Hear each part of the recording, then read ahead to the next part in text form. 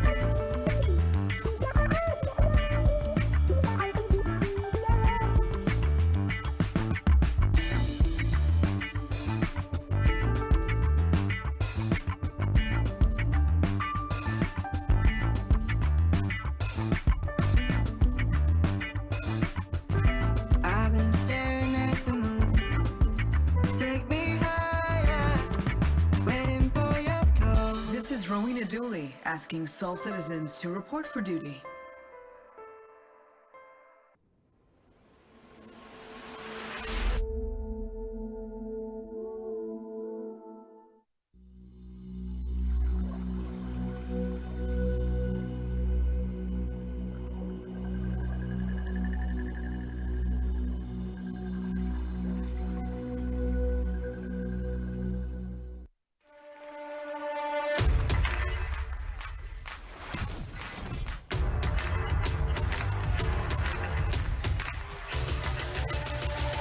You guys want us to hurry up or keep going?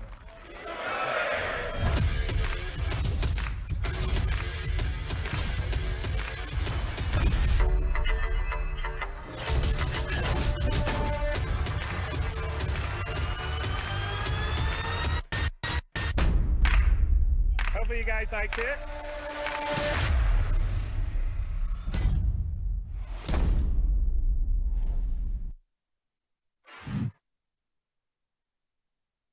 And greetings. Welcome back to Soul Citizens. I'm GriffinGamingRPG, and we are back. We are so happy to be here today. Final weekend in the month of November the 26th. Hoping you guys are doing well. Hoping you had a great holiday week. Hoping those of you who celebrated Thanksgiving here in the States, hope you guys really had a great time. Hope you guys are enjoying IAE 2953 as well. But today we are here to wrap up our conversations on CitizenCon 2953. Last two episodes, last two sessions, Living on the Edge, Destination Adventure, and joining me today, once again, some of the wonderful Soul Citizens are here with me. Starting directly to my left, to your right, JadeStarwatcher. Jade, how are you? I'm doing good. You ready? Buying railguns at the IAE.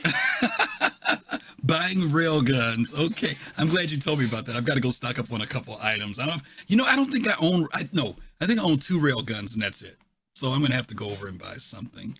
Now is the time. Black Friday. Oh, geez, oh, Pete. Oh my God, we've got a raid of 34. New Soul Sounds. Thank you. Thank you so much for that raid. We appreciate you, raiders. Welcome. You're helping us kick off the beginning of our show today with the Soul Citizens on CitizenCon 2953, Living on the Edge and Destination Adventure. Just doing our introductions. That was Jade, right next to Jade, the one and the only. Live long and prosper. Infinite diversity with infinite combinations. See, I'm going to make him smile. Look at him. He knows exactly what I'm saying. Nomad 1701. What's up, my brother? Hello. Good evening, everyone. Doing good? It's good to be here. Good. Nomad, you and I have got to have a talk pretty soon. Did you see recently that they found the original desk model of the Starship Enterprise that they thought was lost? I did. I did. As a matter of fact, I saw a quick video about the guy who broke down all the shots where that 13-inch model was used in the show. Okay. Very interesting little spot about 9 minutes. Okay, we'll have to definitely talk. For those of you who don't know, when Star Trek first got started, they didn't have the real big model of the ship at first, but they did have, as you mentioned, it was about a 13-inch roughly long model that you could hold in your hand like this, and some of the promotional shots that were shot with William Shatner and Leonard Nimoy, they're holding this particular model. Well, once the thing went into full production, they gave this model to Gene Roddenberry, and he had it put on a mic stand, believe it or not, and put on his desk. And about 3-4, it disappeared, right? Yeah. Early 70s, nobody knew where it went. Someone recently, Jade, check this out. Somebody had it and put it on, was it eBay? Was it eBay, Nomad? Somebody put it on eBay for $1,000 because they didn't know what it was. What? It's been gone That's for crazy. 60 years. 60 freaking years, and it came up. Yeah. So yeah, it's been kind of a little buzz in the Star Trek community that somebody actually found this one model that nobody knew what ever happened to it. People thought it was stolen, but here it is. It popped up 60 years later. So there you go.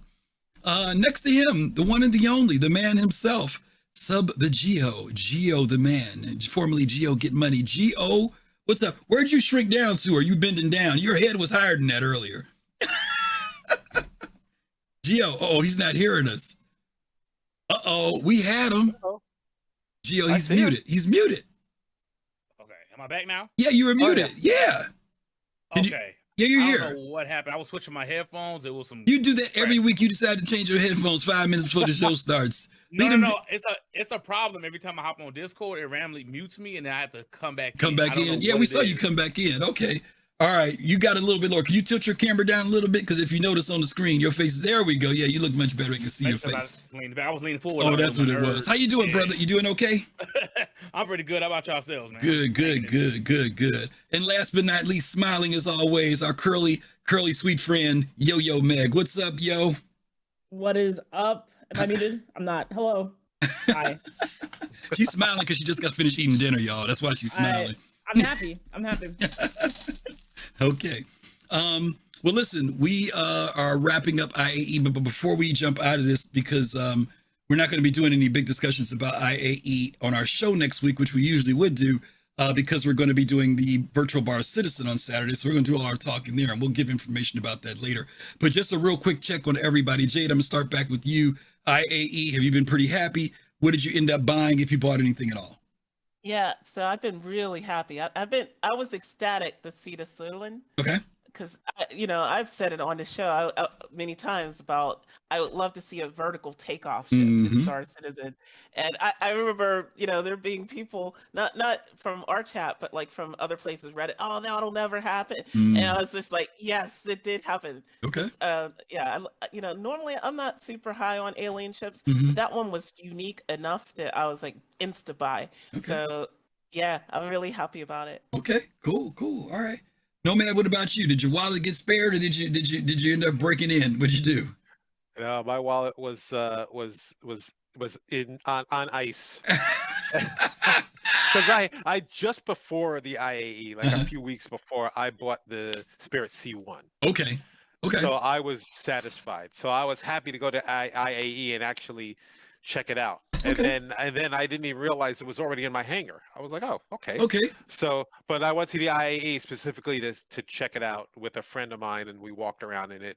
I was very happy. You didn't feel any pressure, so that's good. Well, let me ask you this. Was there anything that you saw that was in the holograms area, stuff to come? Was there something that you're eyeballing for the future maybe, or are you kind of waiting and seeing? Nothing in the holograms. I still want, I know this is going to sound funny, I still want a Redeemer. Okay. I want a Redeemer at some point. I don't know why I'm still holding. You still want to do it, huh? I want a Redeemer. I don't know what it is about that ship, but I want it. I mean, when you're in the game, do you work for one to have one in your hangar, or you just haven't gotten one? You haven't done that yet. You're just waiting to buy it. Yeah, I'm just waiting to buy it. Okay, fair enough. Okay. Yeah. All right. Geo, jumping to you. IAE this week. I know you've been doing a lot. I know you were doing some tours and stuff on your channel. Was there anything that stuck out to you for IAE this year? Did you buy anything, or were you comfortable? So yeah, I'm probably gonna end up getting the Sulin and that new mining ship. That mining ship that just came out made my Orion look kind of old. And then finding out that Orion can't even go on the ground and mine. And I can't have. Wait a minute, you mean tell me you didn't know that? I didn't know that when I bought it. I thought it was gonna be like a big mountain I could mine on the ground and do stick it up in the air like that, maybe. Okay, way back in the day. Okay. I thought back in the day, Imagination Land, but that's what you get when you buy concept ships. One thing it ain't. That's why you gotta set your expectations right. But yeah, it's looking new. I was gonna get the 3-pack of the Zeus's, but that I had to call Audible because I had to see this shit when it came out. So I'm gonna pick one of the Zeus ships, Sulin, and then of course the Rastra. Nice. Okay, fair enough. And Meg, last but not least, did your wallet get spared, or did you dive into something? It got spared, but only because I have like IRL stuff going on, moving and stuff. So like my CCU chains and stuff were vacuums. Okay. Okay. I did fill in some CCU. Some store credit CCUs stuff, and working towards an Apollo. And hopefully an Odyssey. So. Ooh. Yep. I'm definitely excited for those two things. Okay. That's great. Well, the good thing for you is you saw they're gray boxing the Apollo or white boxing or whatever. So it's coming. So you'll be ready by the time it gets here. That's okay. Fair enough. So nobody went too crazy. That's not bad. That's not bad at all. We did pretty good. Okay. I feel like I did. You think you did? Well, but Gio, here's the other side of the coin. You've been gone for a little bit, so we're gonna give you a little bit of room. You playing catch up a little bit, so you're all right. Hey, I was gone, but I was still buying shit. You still buying? That's the problem. That's the problem. I was still buying. I just wasn't playing. Okay. Fair enough. Okay, gang. Well, listen, we're gonna jump into it because you guys know these episodes. They're not very long this week. I don't think we're gonna have another 3-hour show, but we do have some really good stuff. We're doing Living on the Edge first. From time to time, the panelists may say, hey, Griff, can we stop? Because we want to make a comment, but otherwise we're going to watch it with you. Please feel free to put stuff in chat that interests you because we may talk about that as well. But just, sit back, get yourself some snacks. Once again, these are the last 2 sessions that we've been looking forward to seeing with CitizenCon. So without further ado, let's change the page. Oops, that's the wrong page, I think. Oh, no, we're good. All right. And here we go.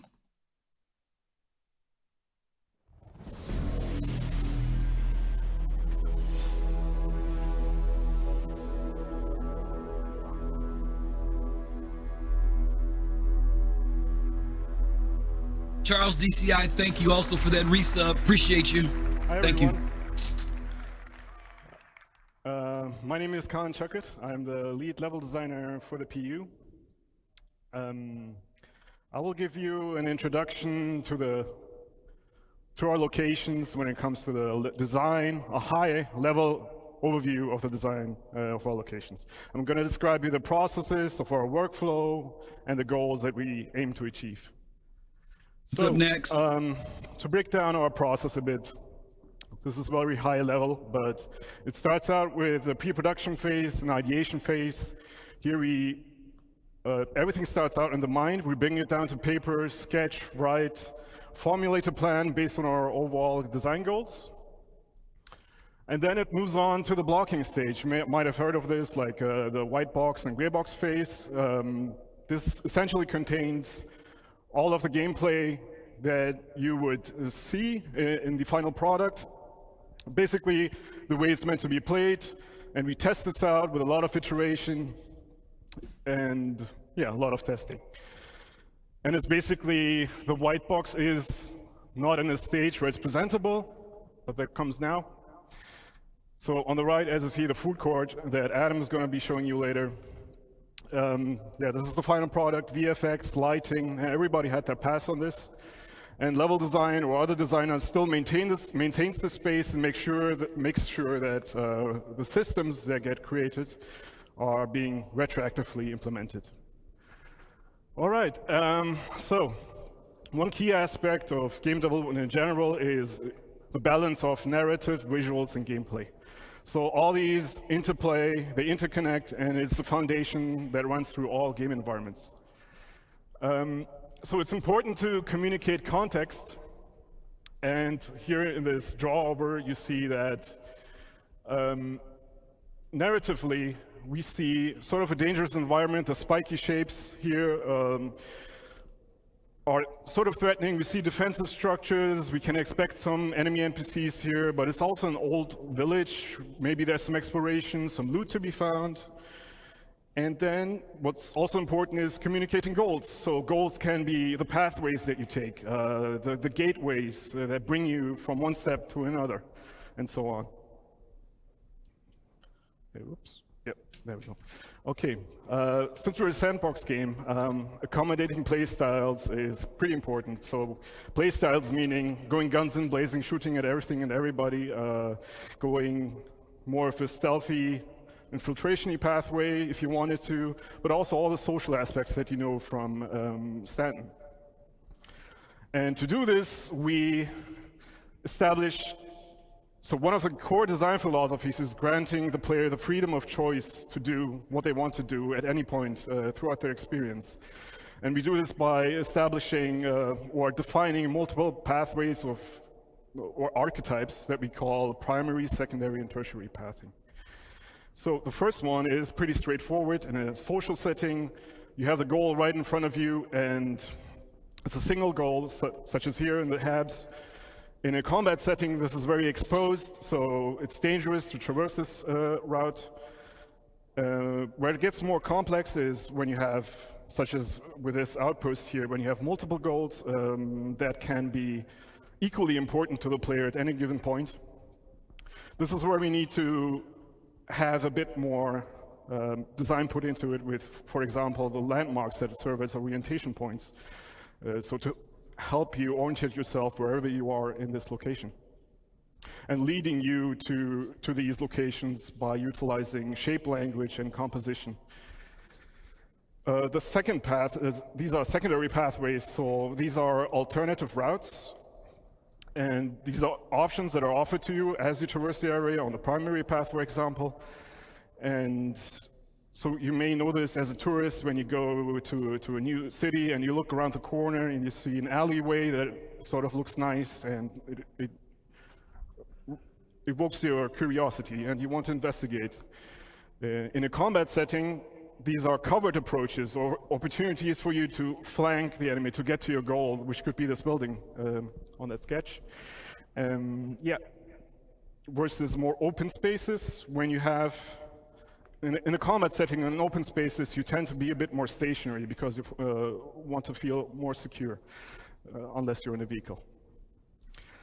The third path is tertiary pathing. So these are more hidden infiltration routes, especially discoverable throughout the rundown stations that Anna will be presenting later on. And these are mostly discoverable to the attentive eye. You can explore these, find loot, or different routes to traverse through the station. Environment interactivity. You might have seen this in a previous presentation. It's very important to ground the player to their environment, offering them ways of interaction, being able to change the state of rooms, to toy with the AI, or just simply being able to unblock your pathway. Where it gets a bit more complex is when you talk about resource network systems, such as in day one when Torsten mentioned that we are planning to implement this as well in locations. And this will allow the player to engage with their environment in different ways. They will be able to power up or down entities such as turrets, gates, and doors, and also alter life support systems. And also this ties into security systems. So being able to power up or down certain sections of a security system. And security systems in turn will be dependent on security tokens that you will be able to grab from other NPCs in your environment to then gain access to other terminals, to security terminals or other areas. Reputation is a big topic for us, especially with Pyro. So reputation, what does it mean? It means that it's basically your standing, your relationship with factions, and factions are the UEE in Stanton, or outlaw gangs, especially now in Pyro. And this will define your play style within this environment. So it will define how you experience the location that you're in a more social context or in a more combative context. So we talk about reputation gates as well, especially in the later presentations. So in the case of the food court, in the rundown station, we have multiple floors.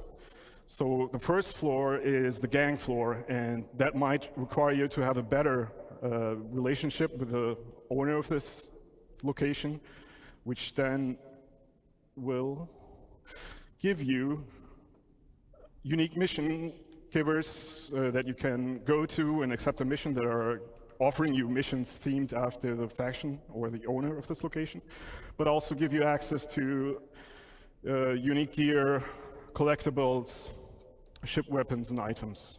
You might have seen these locations in the demo if you've played it. So to close this all off and move on to the other presentations, the glue behind all of our locations is the content.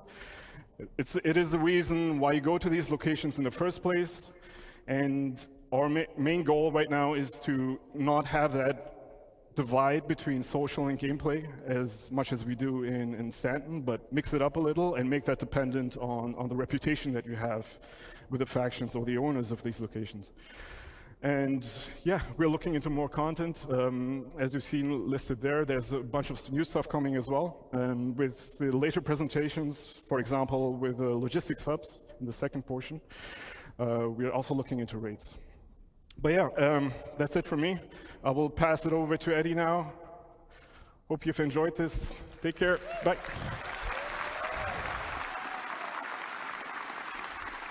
Hi, everybody. So, I'm Eddie. I'm an assistant art director on Star Citizen for locations. Before we start, I'd like to mention that all of the footage we're about to see comes from our current stable builds. So all of that beautiful tech, all of those features that we've seen in the last 2 days is coming from our tech development builds. Now, all those features are going to make their way to you, of course, eventually. But that is the reason you're not going to see some of them in the builds today. I just wanted to get ahead of the comments a little bit there. So with that said, what am I going to be talking about? Well, I'm really excited to show you that the hard work that the Sandbox One team have been doing to expand our new outpost locations. I'm going to start by going over how we've expanded the library and what that means we can now achieve with the new locations, and then how we achieve that variety from the library by categorizing our locations into both archetypes and themes, and what that means for you as a player. So, I don't know if you remember this, but at CitizenCon in 2021, we showed this new style of outpost for the first time. Now, at this point, we had our art style locked in. We'd worked on our library of content to the point where we could make smaller locations like this one, but with a limited amount of variety between each one. And this is what that library of modules looked like at that point. We'd established our main building modules, as well as some of our larger buildings and a number of smaller secondary and dressing and standalone modules. But each outpost couldn't be too large without there being some obvious repetition between the modules used. So let's have a look at that library today. So, in order to achieve that greater visual and design delta between each outpost and have them not feel like exact clones of one another, we've massively expanded our module library in terms of breadth and depth. And what I mean that, we go broad by making more modules with different purposes, and we go deep by creating multiple thematic overlays for each of those modules as well. And I'll go into what that means a little bit in a minute. But the challenge of a sandbox location like this, as you can see, it's not about building a single unique location. That can be quite straightforward, to be fair. It's about giving our artists and designers the building blocks, the affordance to build multiple locations that all feel somewhat different, even if they do share that same basic DNA. So it's about creating both the ingredients at the same time as the recipes, and making sure all of those flavors work in harmony with one another for both visuals and gameplay. So every individual part has to take into consideration all of those design philosophies. So every single module has to take into consideration those design philosophies that Khan mentioned. But we also have to make sure that they work with those same principles when an artist or a designer combines them into any one of a number of different layouts. So the more ingredients we have to work with, the more recipes we can create. But with that complexity comes the challenge of keeping everything harmonious. So we like to think we've done a pretty good job with that. But that's me.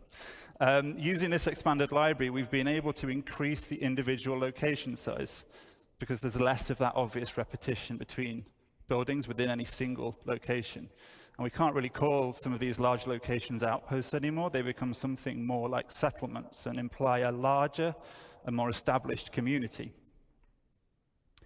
Now, as a player, it will mean a lot more to explore and do at any single individual location with a localized and personal feeling mission types that might see you moving around a single settlement to complete objectives, or doing short hop missions between clusters of settlements on a single planet.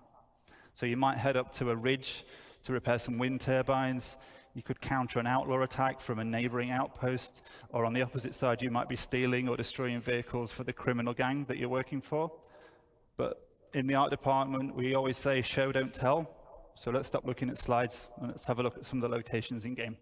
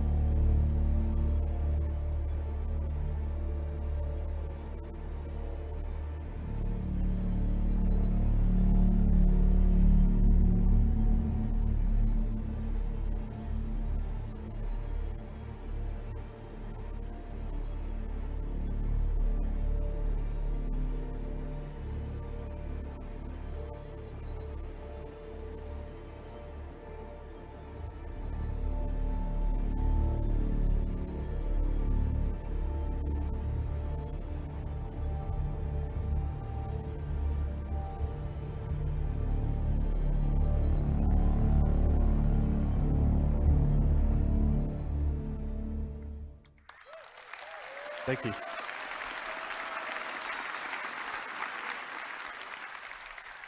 So what flavors of outposts did we just see there? Well, we categorize them in two different ways, as I said, and then we mix and match those categories together to provide that variation. Now, the first and primary category is the archetype, and they provide that core gameplay hook and define the main function of a settlement. So scrapyards have a landing pit module for repairs and refueling. Mining operations can have a refinery module and ore extractors for resource and commodity trading. And trading posts themselves allow a broader range of item purchases through the dedicated trade building module. And I mentioned earlier some more like general mission types that you might find that would be agnostic of archetype. And the archetypes themselves reflect that primary gameplay function of a settlement, but there's also a middle layer. Of course, we don't want these locations to just be a glorified shop or repair station. So there's to be more secondary activities to do locally to an outpost that are also defined by its archetype. So you may find scrapyards can offer salvage-related gameplay and missions. Trading posts can also offer delivery missions or hauling and cargo gameplay. And farms can offer crops and fauna as resources for gathering or trading. So with archetypes as our primary category, in addition, we mix in a secondary category, and these are the thematic overlays. Now, at the moment, we have two main themes. Internally, we call these independent and outlaw. So themes offer additional variation on top of the archetypes to inform the look and feel of a location, not just visually, but which people you'll interact with there, how they'll respond to you based on your rep, what types of missions you'll have available to take on. So themes don't change the fundamental architecture of a space or the archetype of a location, but they do drastically alter the mood and feel, as well as altering the gameplay experience significantly. And again, let's take a look at the first of our themes, our independent theme.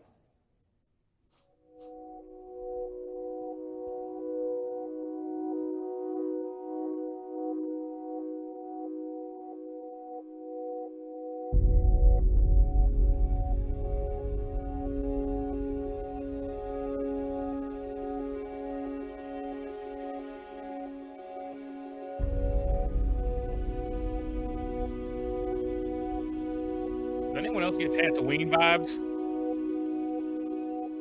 Yeah, just a little, yeah. Mos Eisley, yeah. Yeah.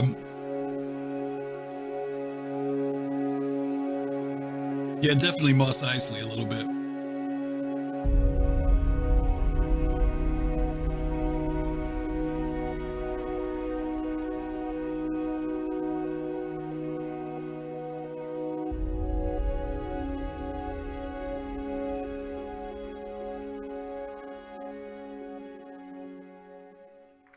Cool. Thank you.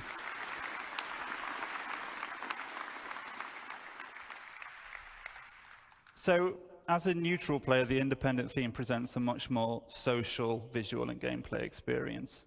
The primary visual read across both themes, so across both Outlaw and Independent, comes from those common architectural forms, and they're generally all more rounded and soft in shape, and the building manufacture techniques are more robust and primitive, with single-story dwellings built from stucco and bare metal. But for this theme specifically, we use soft textiles, warm lighting and color palettes, foliage, decoration that layer on top of those utilitarian structures to give that sense of home. And I use the word home for our independent theme quite a lot because we really want to get that feeling that this is home for the people that live there despite those harsh realities of frontier life. And in contrast to that, we have a theme that lies in a direct opposition to the independence, which we call the Outlaw theme. So let's take a look at that now as well.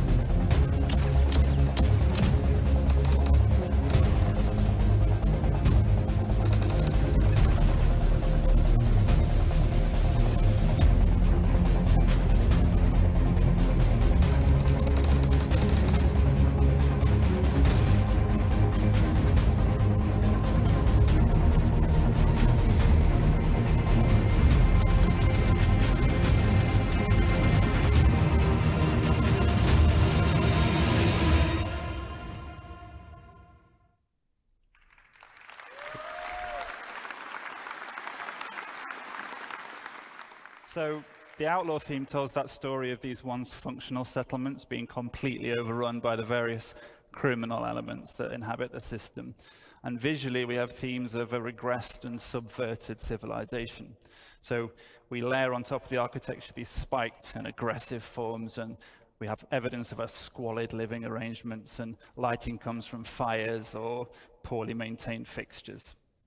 Some spaces are going to be recognizable as deformed versions of the independent theme, but some have been completely changed to more nefarious purposes. And while both themes employ all of the various alternative pathing and traversal considerations that Khan detailed just earlier, the Outlaw spaces are weighted more towards combat. But just because these spaces are more dangerous and the experience can be more combative, that doesn't mean that the archetype of the outpost is lost. So if you as a player choose to be a criminal working up your rep with a headhunter gang, you'd be welcome at the trading posts and you'd be able to buy and sell items or take on missions. But you probably won't then be very welcome at the independent themed locations. And that's where you'd get your combat experiences. So while the Outlaw theme looks very different, the functionality of those archetypes still remain. So I've talked about the kinds of outposts we've been hard at work on, and I hope you've enjoyed checking them out over the last 2 days in the Pyro demo. It's really made me very pleased to see people playing our content at last, so thank you for that. But where are we heading from here? Well, I hope it should be obvious that we're going to get these out for the first Pyro release. We still have some final optimization and polish passes to do across the whole library. And then we're also going to be expanding the amount of these locations throughout Pyro and beyond. And our tools allow us to do that very quickly now. And we've got the library as well to do it. And the new outposts are not limited to the Pyro system. They're completely system agnostic, so you can expect to see these outposts in other systems as well. And of course, we're going to look to add more ingredients, more of those modules to the library as well. to further expand the variety and depth you'll be able to see at these new locations. We want to encourage more on-foot gameplay within a smaller ecosystem of a planet to give that more localized and personal feeling experience. Our goal with these locations, as with many of the others we're going to hear about today, is to continue to work on the gameplay so that every location offers a rich playground to explore. And I guess I'd like to finish just by thanking everyone for listening today. It's really great to see you all. And I'm going to pass you over to Nick, who's going to talk about some locations that are coming in the nearer future. Thank you. Bonjour tout le monde. Yoo! We are French Canadian on the here. Cool. All right, guys. My name is Nicolas Pinchot. I'm from Montreal. I'm assistant art director, and I'm here today to show you the next new derelict settlement we did. But just before that, I just want to say thank you to everyone who worked on that mandate. You guys made an awesome work. I'm super happy and proud to be here today to show you that, all of you guys, and to the world. So let's cut to the chase, and let me present you the new derelict settlement.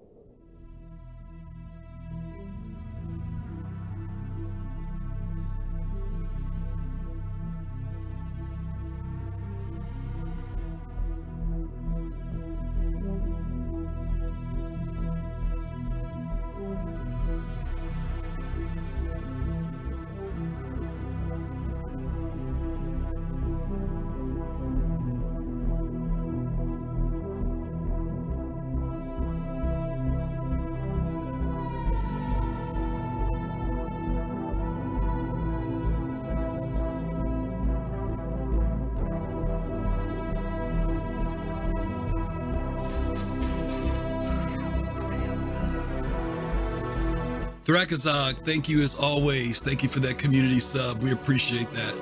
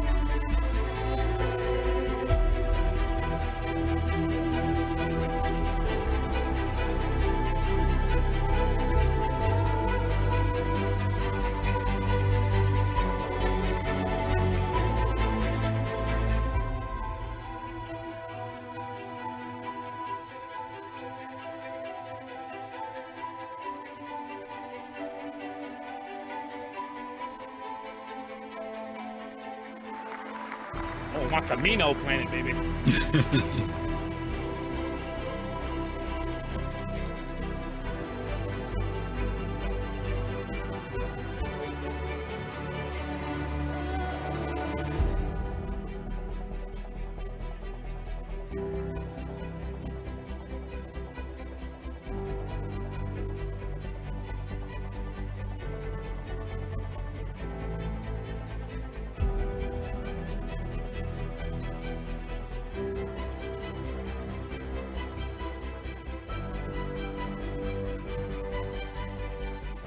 That rig is pretty cool.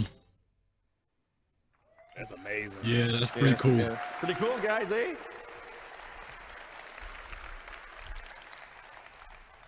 Oh, by the way, we made more than 4. It's not just 4. We made more than that. That's nice. So we split those settlements into categories, social and hostile.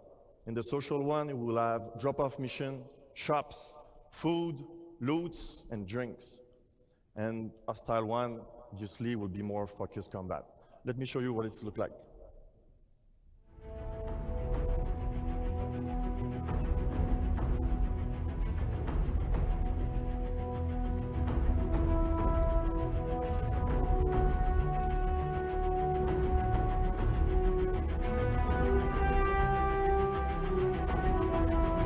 I hope I can harass these little cities in GTA style, just harass all the NPCs. They'll harass you back. They ain't gonna do like GTA. They ain't gonna duck like this and run. Yeah, I love that. I love harassing NPCs. I like to see what they do.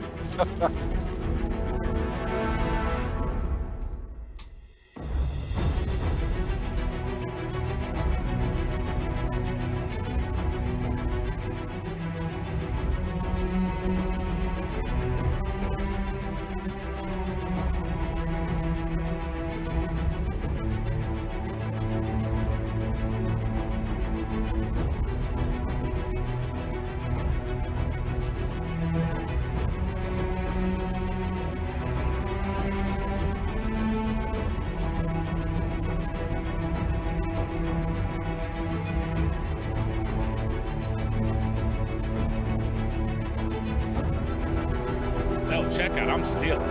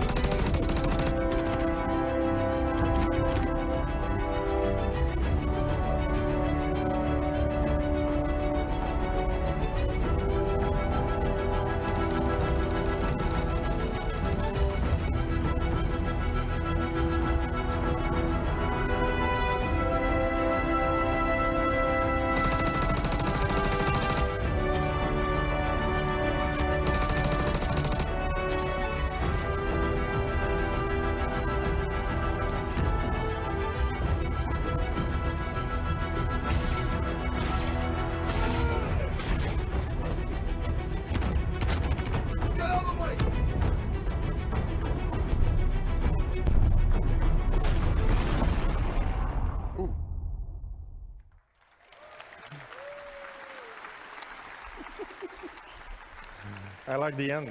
The end's awesome. All right, in summary, guys, we're going to have a lot of new location on planets, links with nice mission and good gameplay. And the most important, all those locations will be in Q4 this year, available in the game.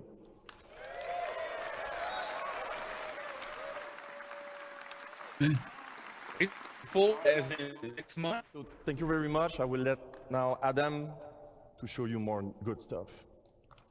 Yeah, there's a lot of stuff that, was either going to be out in 3.2.2 by the end of the year, or the stuff that it was going to go for in the next 12 months. Q4. Hi, everyone. All right. So, welcome to Rust Up Stations. I'm Adam Sanders, lead environment artist for EUL1. We're excited today to show you our efforts for the Pyro Rest Stop Stations. So, what are Pyro Rest Stop Stations? Well, these are stations reinvented. These have new themes, archetypes, and gameplay to support new and interesting experiences. Aside from the social aspects, there is gameplay and exploration on the location. I've hoped you had a chance to play the demo over the past couple of days. I know I've spoken to a few of you. It's pretty good, right? Yeah? It was a sneak peek of our current progress. Let's kick off with an overview of the Pyro system. For the Pyro system release, we plan on 6 planets and 26 stations, including jump point stations that connect for Stanton and future systems such as Magnus. Rest stop stations are either in rundown or abandoned states. Citizens of Pyro, the Rough and Ready Outlaws, and Xeno Threat may control these. Our focus today will on the Rough and Ready owned Pyrotech Amalgamated Fuel and Resource Station, Planet 2, Lagrange Point 4. Otherwise known as Checkmate Station.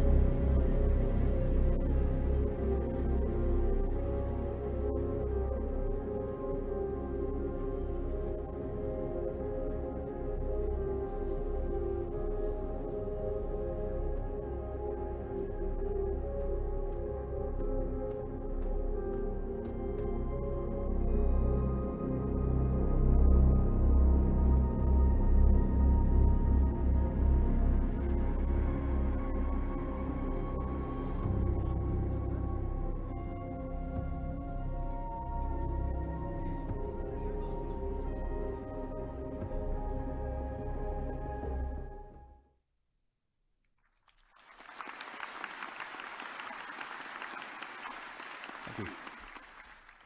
So to create a richer experience from rundown stations, we have 3 key points. So increased reputation gives you access to new areas, unique gear, and mission givers. It also relates to basic functions such as the hub clinics, which need at least a neutral standing with their owners. Combat can take place anywhere, including social areas. Numerous options for environment traversal and enhanced environmental interactions. We aim to include new substation areas such as the workers area, lower deck, and maintenance areas. These areas will offer unique content, more environment interactivity, and interconnection between areas. Our journey begins when the player arrives in the entry deck view room. The entry deck serves as the first barrier between the outside world and the interior of the station. Some inhabitants are prevented from going inside and are stuck here with no means of getting out. Slums are formed beneath the bridge, smuggling routes established. Some shopkeepers will sell you water and food on your way into and out of the station. Let's have a look.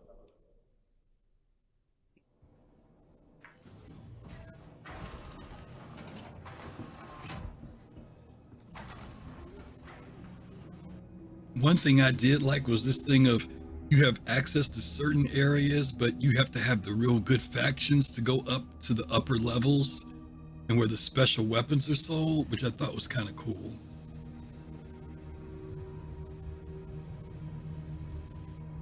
Little VIP section. Yeah. But you got to have the rep, you know what I mean?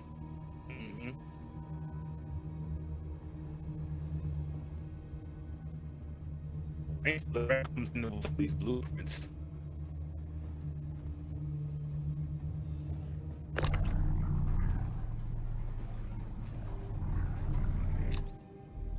You move the tank so you can figure out the environmental puzzle to get around. Maintenance shaft.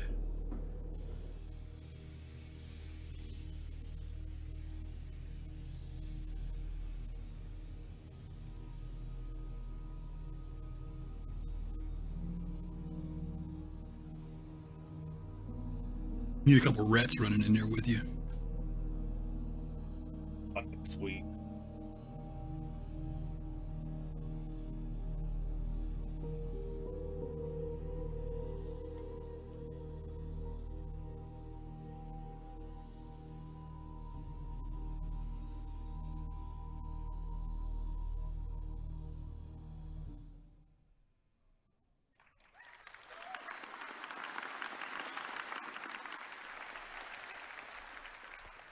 Khan touched on reputation earlier.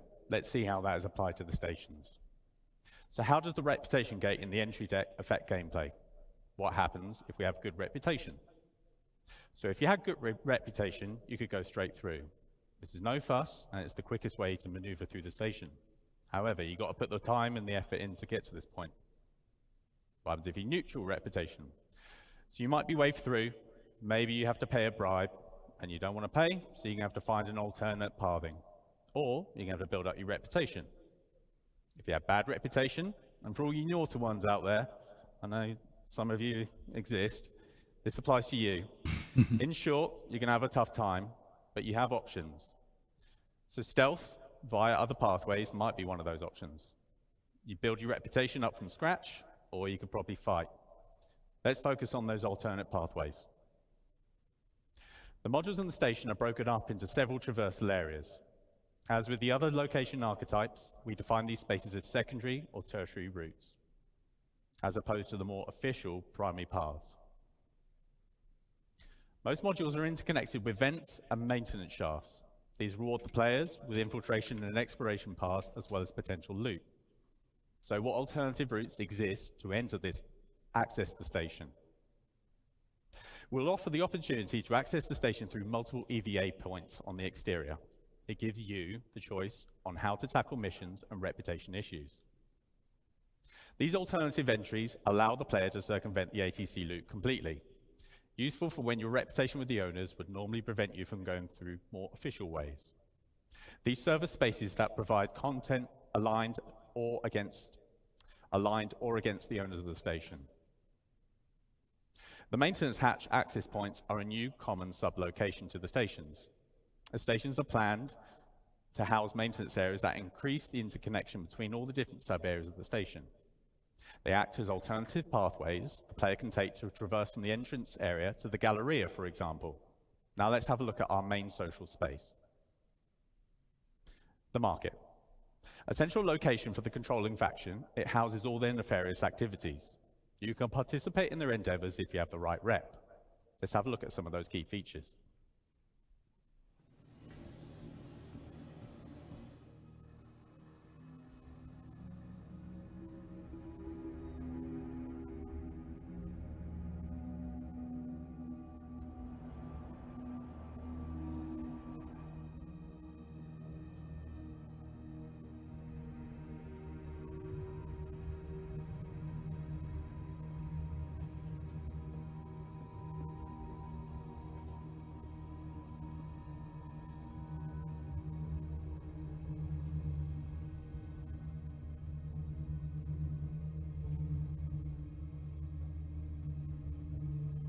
It's dinner. Num num.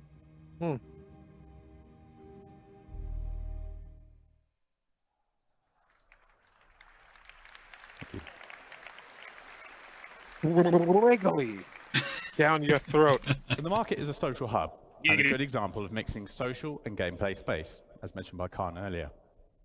Another reputation gate can be found in the market. The ground floor is open to the common public. The upper floor is reserved to rough and ready outlaws and their associates. If you have increased reputation, you can access the area. You can access this area, which gives you access to premium items, top-tier mission givers, and access to new areas. We plan to house mission givers in both tiers that will give you unique jobs to further your reputation and fame across Pyro. Now let's have a look at another theme. Abandoned is a new, non-social location theme. Let's have a quick look at the current abandoned area on Checkmate.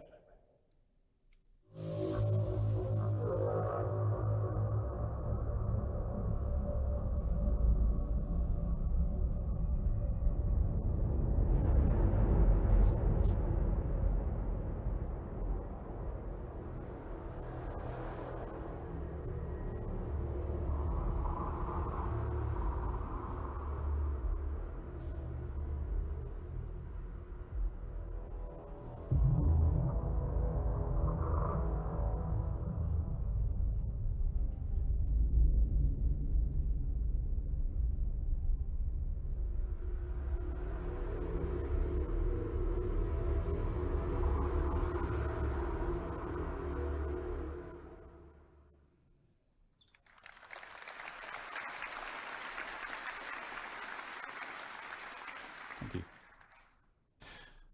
So we have entire abandoned stations as separate locations.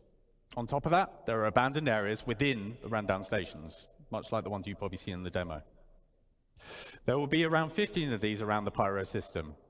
These are accessible through airlocks and breaches or other means. We aim to enhance all the space locations with a lot more gameplay content.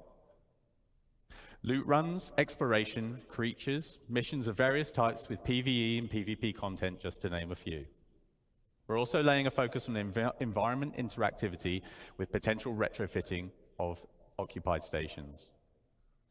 With the future addition of security systems and the resource network system, we will have the means to further improve the experience within these spaces and offer new challenges. With power, life support, and gravity playing a key role to give the player a unique experience, especially in abandoned stations. So, what do Pyro rest stop stations bring to the game? So lots more variety in space stations, with more gameplay opportunities within a station location. Opportunities for exploration, hidden areas, multiple options for access or traversal. These are faction-owned, and reputation will affect the location and gameplay. These feature lots of new mission opportunities within social space and multiplayer opportunities for combat on location. So I hope you have enjoyed this sample of what stations will offer and had a chance to have a go on the demo the past couple of days. That concludes the Living on Edge presentation. Thank you for your time. Okay, that's the first one down. Any thoughts, anything in there that stuck out? Jade, I'll go to you first. Yeah, someone said it in chat, but just the amount of detail they've put into all these, specifically the whole thing versus independent versus the criminal gangs, and I said it in chat. I really hope they bring the independent style to Levski when they bring it back, because the way it looked like Grim Hex, so it was more the criminal style that we see now. And so what we're seeing is like an evolution where they're fleshing out what these places would look like based on how organized and how I guess how friendly the people are that are there. Right. Nomad, how about you? Yeah, I'm looking forward to the more variety that they're working towards here. That's really exciting. I mean, things seem a lot samey. Everything is kind of similar to each other. No matter where you go, it looks like the same place. Yeah. And I'm looking forward to that definite variety. I know it's difficult to do, but they seem to be definitely heading in that direction. It's going to be very exciting. Yeah. They did make mention of the fact that they are going to make sure that the stations are very distinctive as they begin to spread out, which, folks have been saying that about the Stanton system forever. And we know that the Stanton system's kind of been the test bed, but it is nice to see that the variety is coming. I was impressed by that shot we just saw a second ago where they showed how at first they just had a few examples for the settlement and how it blew up, into so many variations. Because you're right. One of the things I like about the what's it called, Rastar, when you go to the different bases now, they don't all look the same. They've got stuff, even just because the things are just placed differently. Maybe instead of turrets being 4 turrets around the building, now there's one up on the hill, there's one hidden over here. It does make a difference and make each location feel unique, which is what I think we want from the stations too. God forbid, though, we start remembering where everything is in these stations. We better be careful what we ask for, right? Because we may not be able to find the armor store for 30 minutes. So we'll see. Gio, what about you? Is there anything that stuck out for you in this? I love that they have variety going into these different places. Going hot, guns blazing, or you can do that. I'm stuff like going there quietly sometimes. And the fact that they thought about it ahead of time before they start fleshing out all these multiple different buildings. I really appreciate that they put that in. And if you ask me now, this game has more variety than a lot of games. Some games, I mean, you look at some of these games, you don't have any buildings and things like that. They got like a set, maybe 4 or 5 set, and rinse and repeat every year. Yeah. So I can see CIG, for actually, they knew ahead of time, like, hey, let's flesh this out, make things look different, and add stuff on our planet. Okay. Do me a favor, when you get a chance, log out of Discord, come back in. You're roboting a little bit, unless you've got something running in the background. It might be cutting your internet bandwidth down. But I think we got the bulk of it. Yeah, being able to go into these places, like you said, if you want to go in guns blazing or whether you just want to go in and check it out, that option is there for you. Meg, what about you? Anything to stand out for you from what you saw? I think Jade said it, but for me, mostly the reputation, especially when, hopefully, I think this is what they were explaining. It's gonna start to compete with each other potentially. That's gonna be really interesting to see, what you do in terms of money making can affect your reputation in another way. Yeah. Which could force you to need to sneak in a different place. Everything y'all already said was basically what I was gonna say. But yeah. I'm trying to think what else. I want to say that was. Yeah, Nomad said it, but how things are looking different. I'm very excited to see that coming to Stanton and not us having to necessarily wait for Pyro. Yeah. Being able to see those settlements coming into the game. Yep. And I'm not sure if they're gonna make those changes like you were talking about with the stations up in space, but that would be cool to see too if they ended up doing that, because they already made that change with Seraphim. So it's not like they couldn't do it, but yeah, excited to see what that stuff looks like. Yeah, especially the that mining, not mining, whatever that. Oh, that rig we saw that was out in the water.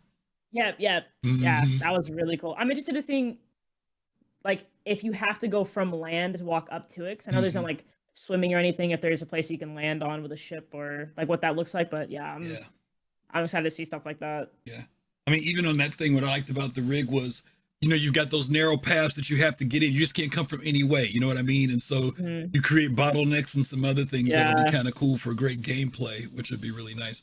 One of the things that frustrates me about some PvP gaming is when there are limited maps, people who play the game all the time get the advantage, right? Because they get to memorize the map. You know what I'm talking about, Meg? Because you good. You know what I'm talking about. And so I do like the fact that when you've got so many different places with so many different layouts, it keeps it challenging for everybody. Because even if you kind of memorize the map, if there's 30 different ones, you know what I mean? It's kind of like, man, I got to kind of remember what the good places are to go. And maybe there'll be other players that will also detect that too. But I like the variety. The variety for me is really cool, and the reputation thing. So maybe your favorite rifle is was with the gang that you ain't good with. Then if you can't sneak in and get it, maybe at the higher, I don't know how you're gonna get it. Maybe that's where the black market comes in, right? Where somebody else buys it and they sell it to you because they got good reputation. That are like maybe people within the crew that you're running with. Maybe you got good rep. Split up, like, hey, get good rep with this guy. Yeah. I'll get good rep with this guy. We can trade. Yeah. Yep, that might be it. Okay, very cool. All right, well, that was the first episode. We're going to get into our second one here. And our second one here is for Destination Adventure. So here we go, second round.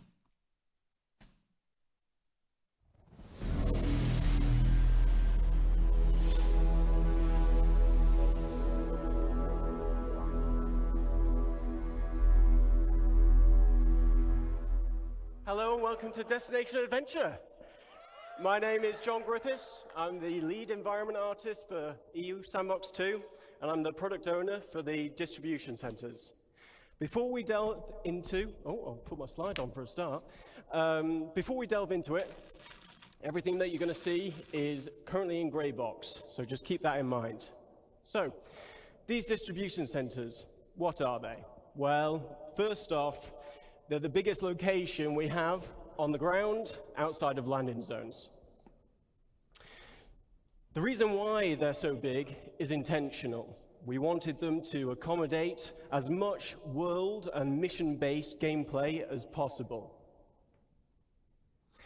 Each location supports multiple landing pads and hangars, making them accessible to as many players as possible at any one time. There's even a road network to support transit from the planet's surface, into the main building and to any berth ships. So every distribution center will be owned by a faction. Depending on the faction and where the distribution center is located on the planet will determine its specialism. Now, each specialism will lend itself to different missions and gameplay opportunities. So let's talk about some factions for a moment. So an example of a major faction would be the UEE. Now, at their distribution centers, they're likely to be more specialized towards military supply, research and development, or communications, depending on which branch of the UEE it is. They will have a much stronger military presence in the area, and missions here may be more hostile with combat-orientated, team-based raid opportunities. Other examples of hostile gameplay that we're thinking of is hacking and stealing, searching for and destroying a specific item, tracking and eliminating any VIPs, and everyone's favorite, eliminate all. Grey Cat Industrial would be an example of a minor faction. So their distribution centers will be more specialized towards gathering resources, manufacturing, assembly, shipping. There would be a security presence here, but it won't be that as strong as a major faction. And missions here would be more suited to friendly gameplay loops, though we won't be ruling out hostile missions like corporate espionage.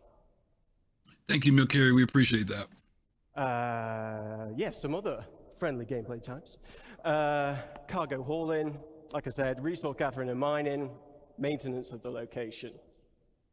But that's enough of me talking about it. How about we show you where we're up to with these distribution centers? And these things look cool. Amazing. We built them out big time within the last year. JD said this is gray box, right?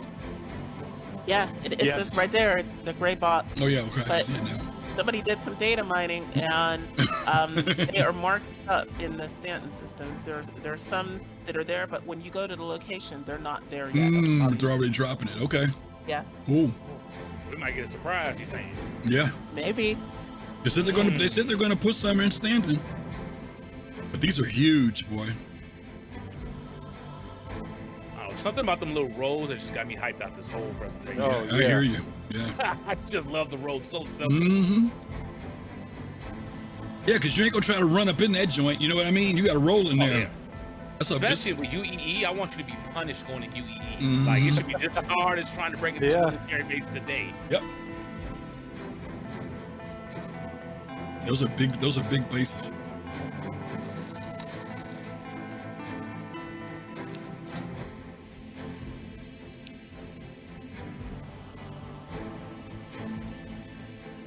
Yeah, I don't want it to be for the faint of heart going into UEE. Like I agree. You go in there, it's almost about a 70% chance you're gonna fail. Like if you ain't got the best people with, you're gonna get wrecked. I'm excited to get some more use out of land vehicles. Yeah.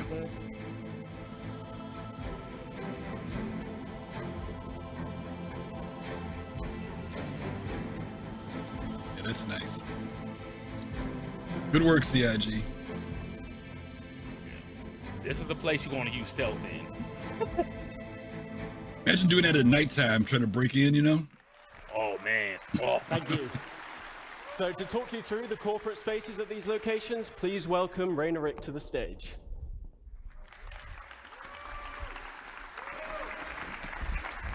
Hello, hello. So my name is Rainer Rick. I'm a lead environment artist at the Montreal studio, and we've been working with John's team on the distribution centers. So John just showed how massive these locations are. He also presented the industrial sections on the ground level, and I'm here to present the administrative area of these facilities that the Montreal team has been working on. So they're located above ground, just below the tower highlighted in the picture. Inside, you'll be able to explore the corporate office space and interact with the administrative personnel. Accessible via the lifts in the hangars and also the industrial sections we saw earlier. In addition, we've added also landing pads in front of the lobby, specifically designed for smaller ships and ideal for short stays like pickup or delivery missions. And we can't ignore the fantastic views we have from these platforms, a reminder of the vastness of these facilities. Now, let's step inside the lobby. You'll find the atrium, which is a central point of the administrative area, providing access to various locations of the corporate space. Within this space, you'll find the reception desk, and as a newcomer, you'll be expected to report here first. So here you can hand over your deliveries or pick up packages and earn reputation points with that faction.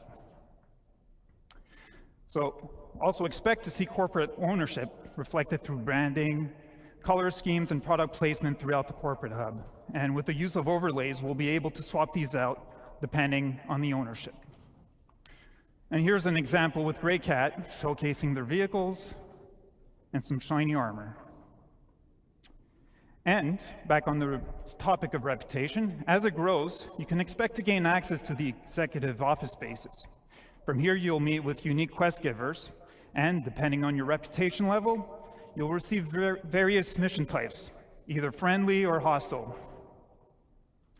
And finally, the distribution centers were designed as an evolving location. We've built this with future expansion in mind. And in the back of the lobby, for example, doorways could eventually lead to additional office space. So, enough talk. Just before I show our progress so far, I want to give a big thank you to the Montreal team for their work on the administration area. Thank you. And as John mentioned, we're still in gray box phase, so just keep that in mind. But let's take a look.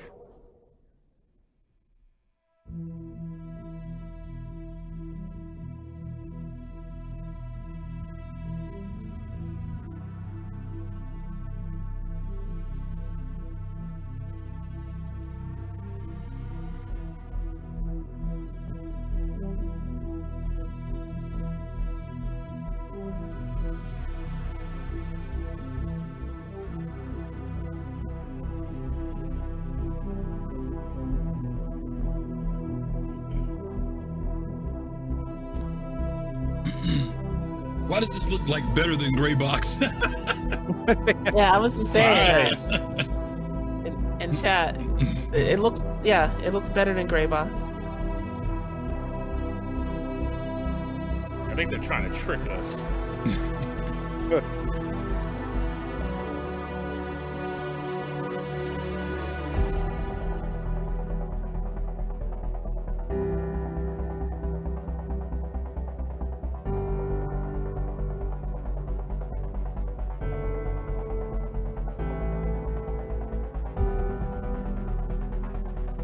That's one way to sneak in, get your reputation. You could come in there with a uniform, but then you could burn it if you try to, turn your back on them. You one and done.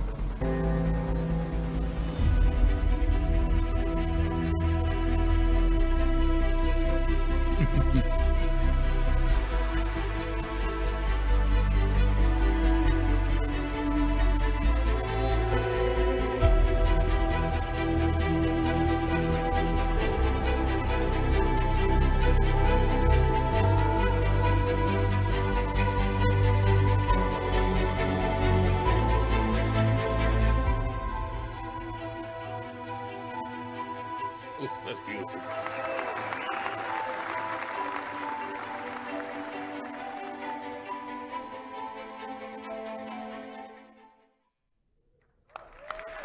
Thank you very much.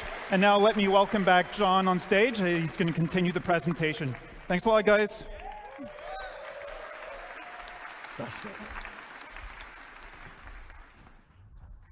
Team did a great job with that video. Okay, so something we've been working on that's unique to this location is raids. Click on. So raids are team-based missions with a focus on high-risk, high-reward operations. As Carl mentioned previously, you'll be able to choose how you gain entry to these locations. Coming prepared and geared up will make the difference between success and failure. Ultimately, you'll need to work together in order to succeed. So these raids will have you breaching the interior of the main structure, highlighted here. Now, each interior will comprise of rooms that reflect the location's specialism. For example, a shipping focused distribution center will have rooms dedicated to the storage of cargo. Looking to the future, we're planning on having distribution centers with subterranean levels that will be accessed from this interior space. These will expand upon and increase the difficulty of these raids. Now let's take a look at one of these raid missions in action, but please note that this is early gameplay prototype of a raid.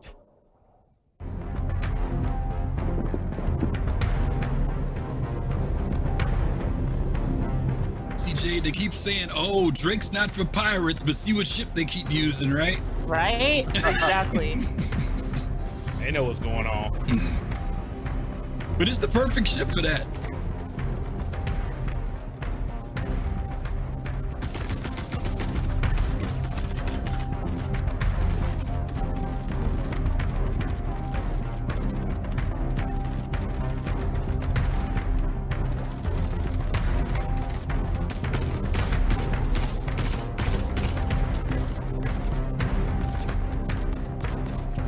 I want to grab some hostages and go in gun blazing and use them as body shields. There already are people complaining they can't solo these. Yeah, I believe it. Yeah. They can't be James Bond. They can try. Or Master Chief. Hey, have at it, Hoss. Go for it. I don't know how you expect to load that and defend yourself at the same time. I'm Legatus, Griffey. I should get to do whatever I want.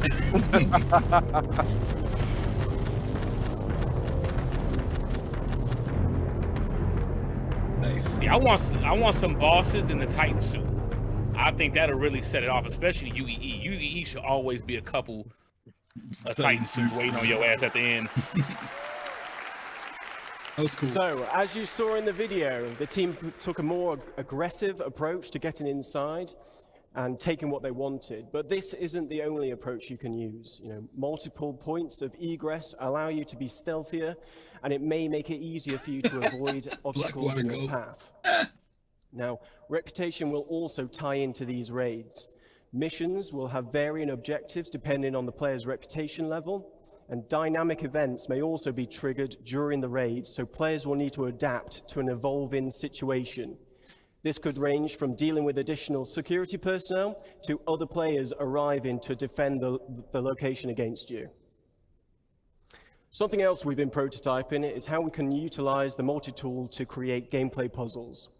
Physically interacting with the environment around you changes the puzzles for everybody. With multiple add-ons for the tool available, you may have to get creative when finding a solution to the problem in front of you. In this next video, we show you how using the track to bean attachment can open up new paths to your objective, but it's up to you to decide what path you can create with what is available. Let's watch the video.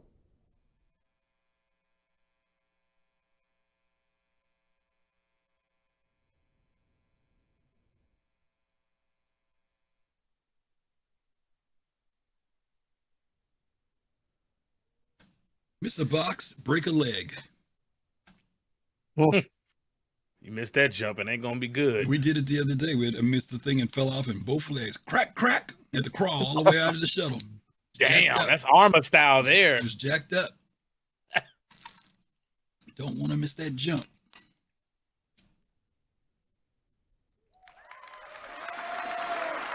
Thank you. So, yes, thank you. Now, obviously, it was, this location would be possible with several people at CIG, so my thanks go to Manuel, John, Jack, Martin, Farouk, Luke, Chris, Mustafa, Sam, Tom, and Rob. You've been excellent. Thank you to Rainer and his team in Montreal. None of this would be possible without their efforts.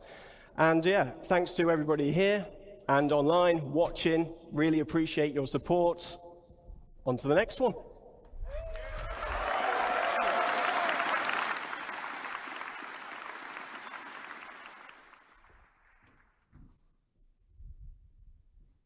Hello.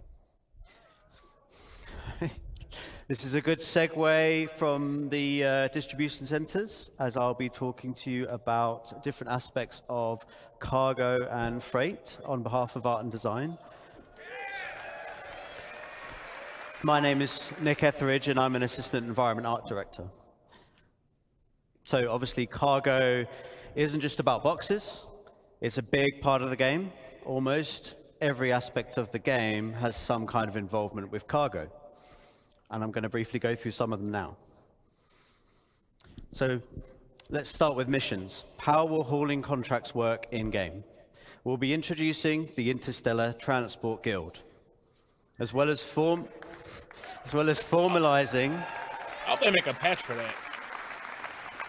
Some of the main hauling and cargo companies that you'll be working with.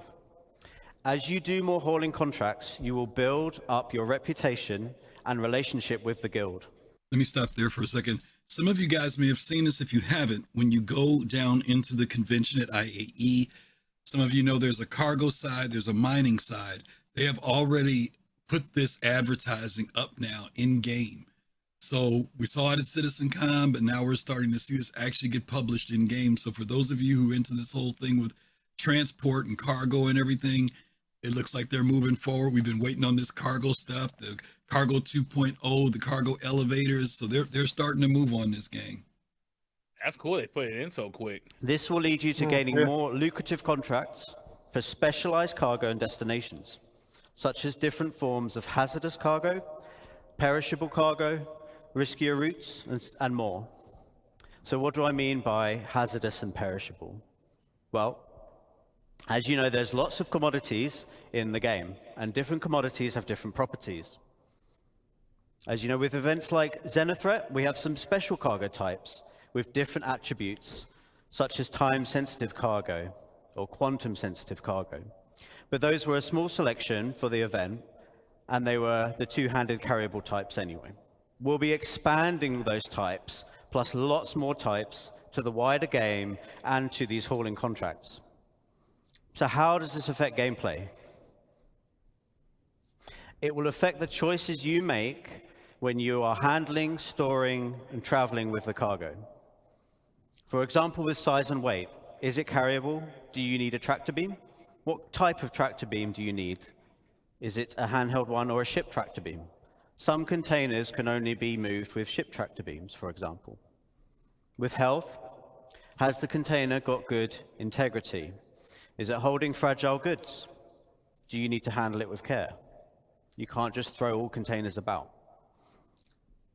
For temperature control, do you need to ensure the container is powered so it can keep the contents cool? Or do you need to get to your destination quickly, otherwise the contents may perish? For security, can the container be locked or hacked? Can the contents be scanned, or is the container tracked? Will there be pirates or law after you when you're holding this container? Hazard containment. Is it radioactive? You might need the right protection against it, as you may have seen in Jens's presentation earlier. Can it explode? You might not want to put these containers on a more exposed section of your ship. And many of these attributes are going to be visually distinctive. So conversely, if you want to steal, for example, some cargo on a hull C, which does have very exposed cargo containers, you might want to avoid shooting blindly and accidentally blowing up your potential profits. So look out for those types of containers. Back to mission progression. Safety tip of the day. Meg, don't put no maniacs loading up your C2, okay? Meg might be the maniac shooting. No, I've seen some people when they're putting boxes on ships and they be throwing them around. Yeah. Oh. Guilty. Oh, you're guilty, really? I didn't think it was you. I was just letting you know, but okay. We'll be introducing perks and rewards as part of fulfilling contracts and raising reputation with these companies. For rewards, we'll have branded ship and tool skins, branded clothing. There will be collectibles to decorate your hab, hangar, or ship, or you can put them anywhere you want. And there'll be more exclusive rewards that we'll be revealing later. Thank you. For perks, you'll get access to more items in shops and discounts on specific items. And all of these rewards and perks you need to earn in the game. You cannot just buy them.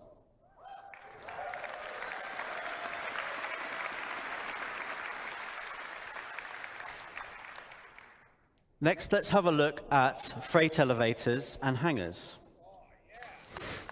I knew you'd be excited for this. I'd like to show you a short video to demonstrate how freight elevators will change how you view your hangars and how you use your hangars. I think everybody like this.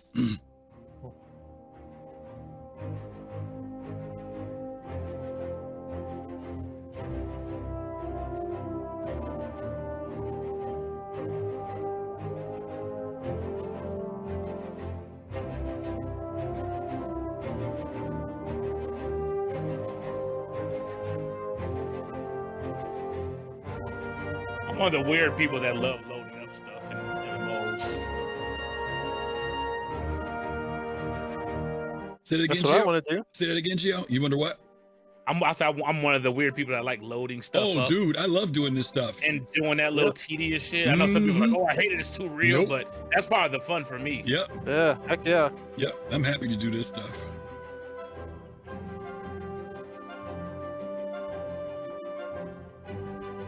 This helps all of us with OCD. Yeah. Or feng shui, you know what I mean?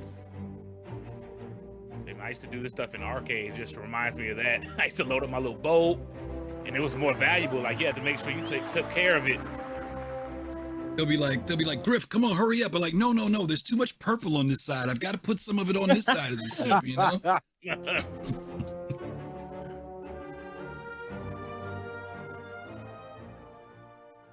I'm excited for little things like that. That little cart, yeah. Oh, this is it, Meg. This is it, Meg. Wait. This is it. Right there. Did you hear that person screaming really loudly? That was me.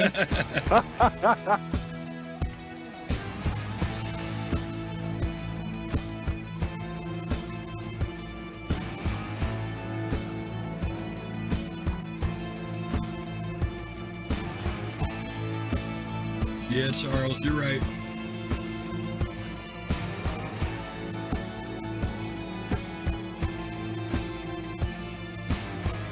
I love that med kit.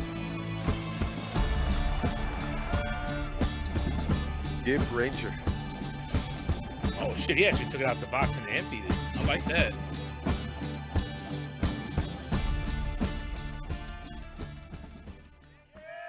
That's my favorite ground vehicle. Was that the Centurion or Centurion? Centurion, yeah. That is the best Thank ground you. vehicle for me. Thank you. Love that body style. So, as you can see, hangars, they will become persistent and personal, meaning you can stay there as long as you want. Whatever you leave there will persist and will be yours to use as you see fit. Your hangar won't just be a place that you leave from in your ship. It will become a key base of operations to handle your inventory and storage needs, and you'll be able to request your ships from an ASOP terminal from within the hangar itself.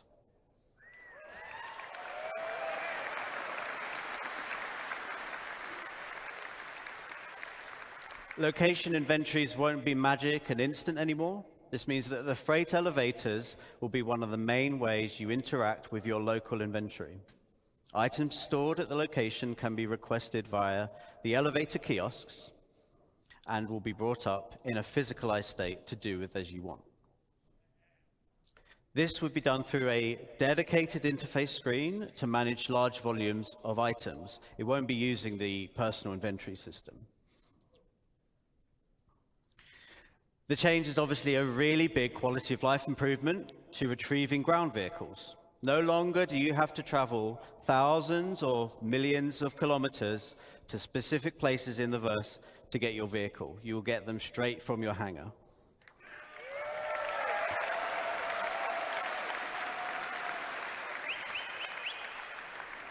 You'll also be able to bring up ship components, so your hangar is now more of a maintenance bay and outfitters where you can do repairs and swap around items and things like that.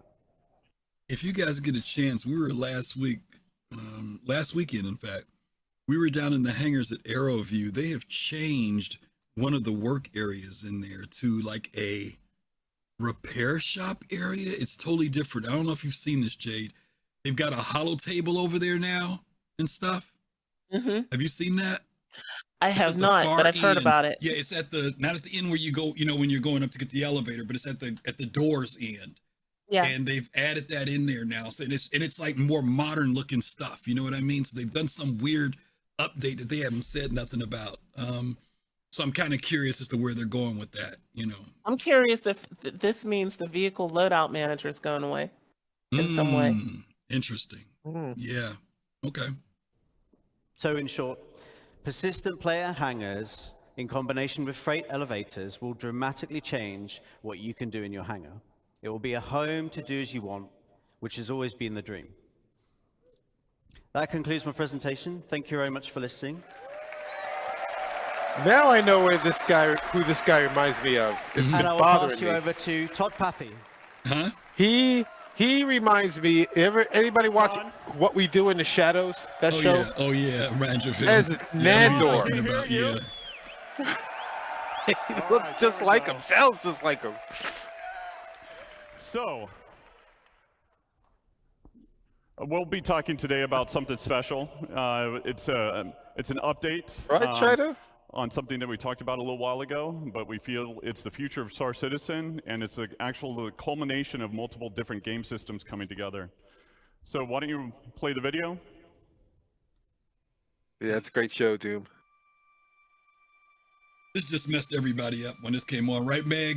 Folks just went crazy when they saw this. Oh yeah. This was fantastic. Yeah, I was more hype about this than Squadron 42. I ain't gonna lie.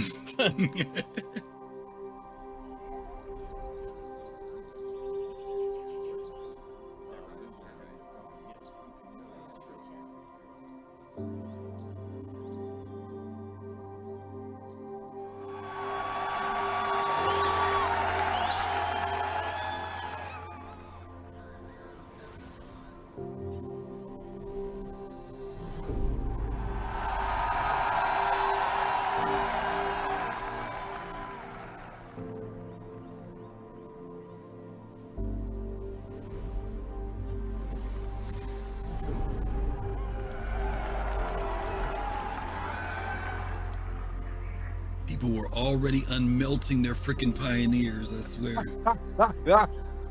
Dude, I've seen a couple people pick some up this year too. A lot of folks did. Come with that land claim too? They should have put the land claims back on sale. Oh, they would have sold a buttload of those. Yeah, they'd have cleaned up.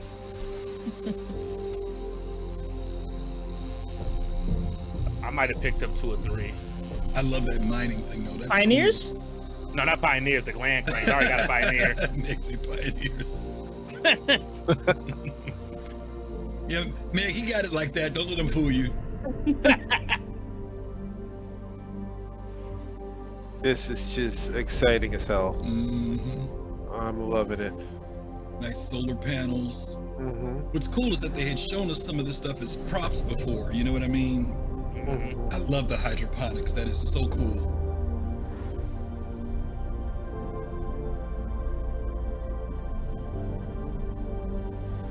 I just need like a little kick it lounge with like a little jacuzzi and a bar, and then I'll be happy.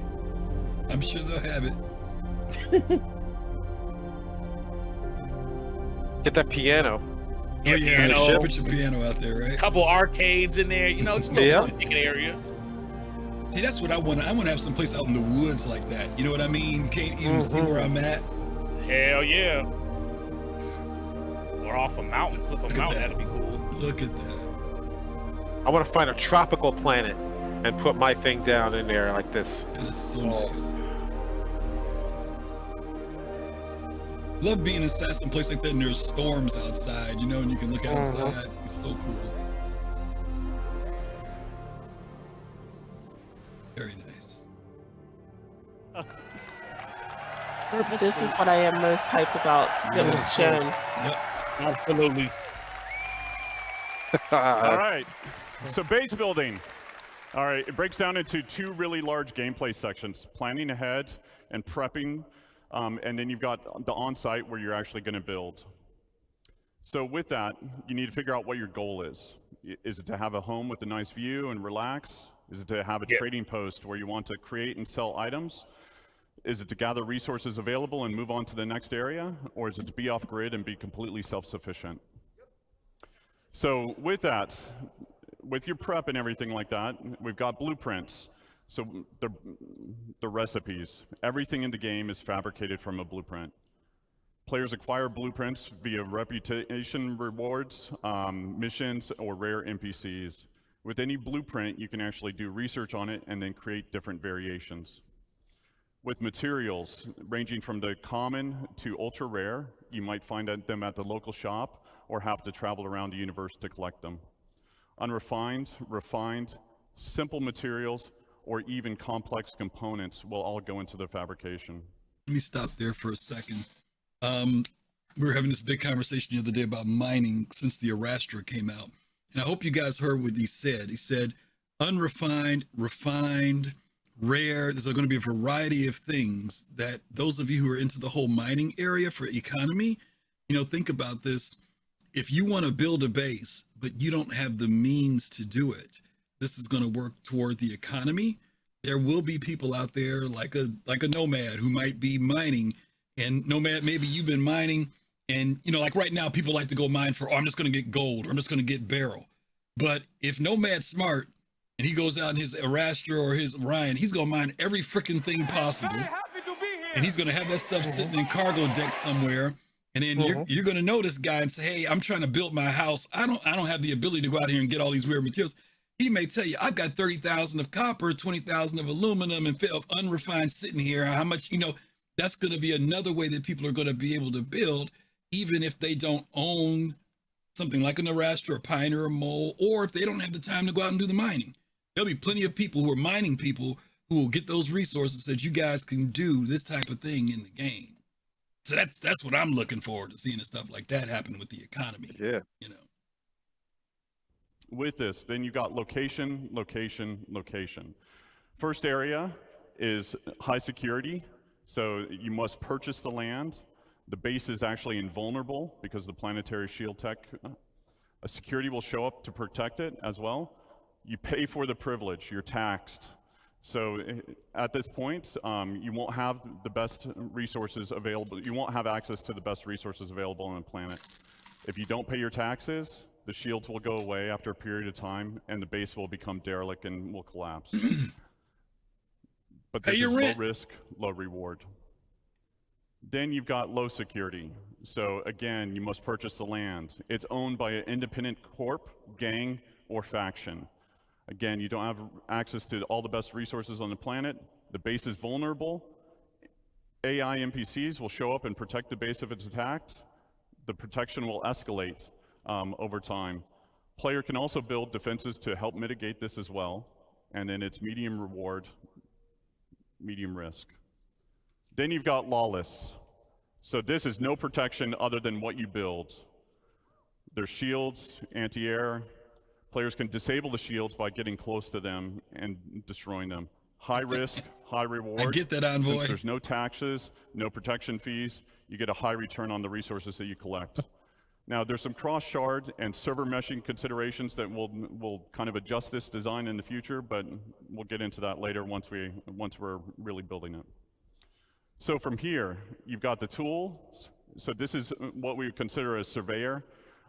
With this, we want to actually cater to everybody's playstyle, whether you're solo or in an org. With this, you've got different buildings that you can produce, from small, medium to large to XL or XL. So with the surveyor tool, you can only build the small buildings. With a vehicle, you can build small and medium-sized buildings. With the Galaxy, you can build small to large structures. And then obviously with the Pioneer, Pioneer can do it all. And it still works as a mobile base. And we'll talk about some of the more expanded features that we're adding to it in later on. The Galaxy looks just like the and rest. then it's also, we're exploring what can be done in space. Remember, not just they're on the both planet. RSI, so. Yeah. So from here, you set off on your journey.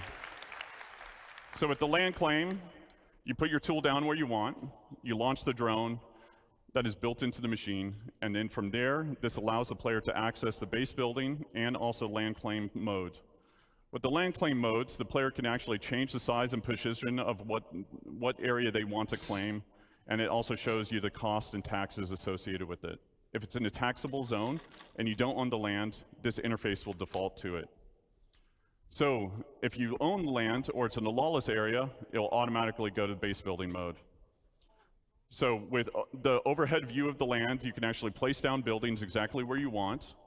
You can see the resources beneath the surface, and then you can also place multiple buildings before you actually build. Okay, I got to stop here for a second. Jade, I got to go to you on this one. Yeah. First of all, you know there's another game that came out with base building, and it was like an overhead shot, right? And you could place your buildings. But I want to come, and I'm nothing against that. I want to do the comparison about how Chris Roberts, how serious he is about immersion. The fact that he actually has a drone go up, you know, and give you an overhead view. And then I'm looking at this shot here. And if they do, like, remember when we used to do repair ships? Gio, remember that? The drones would come out? Cryastro. I miss it, yeah. That was cool. If they do that for the building, that's going to blow my mind. You know what I mean? If drones come out and start actually throwing this sucker up, that is immersive. If they get to that level, it just doesn't just magically pop up. You know what I mean? Oh yeah, they actually take time and like maybe sometimes, depending on how big the base is, maybe hours. And some maybe interrupt if you're not defending them while they fix it. Yep. Yeah. That would be cool. That would be very cool. You see how it will come together. You'll see the resources that are needed for it. And then you can also switch back and forth between different modes, which are showing off the resource network and how you link basically power generators to consumers. And then the player can move or deconstruct existing buildings right now with no charge. Fabrication. So when you basically build these buildings, they don't come with any furnishings. And if you didn't bring any with you, then you want to build a fabricator. So depending on what you want to build, there's different sizes of them that support buildings from decorations, armor, weapons, components, and even ships.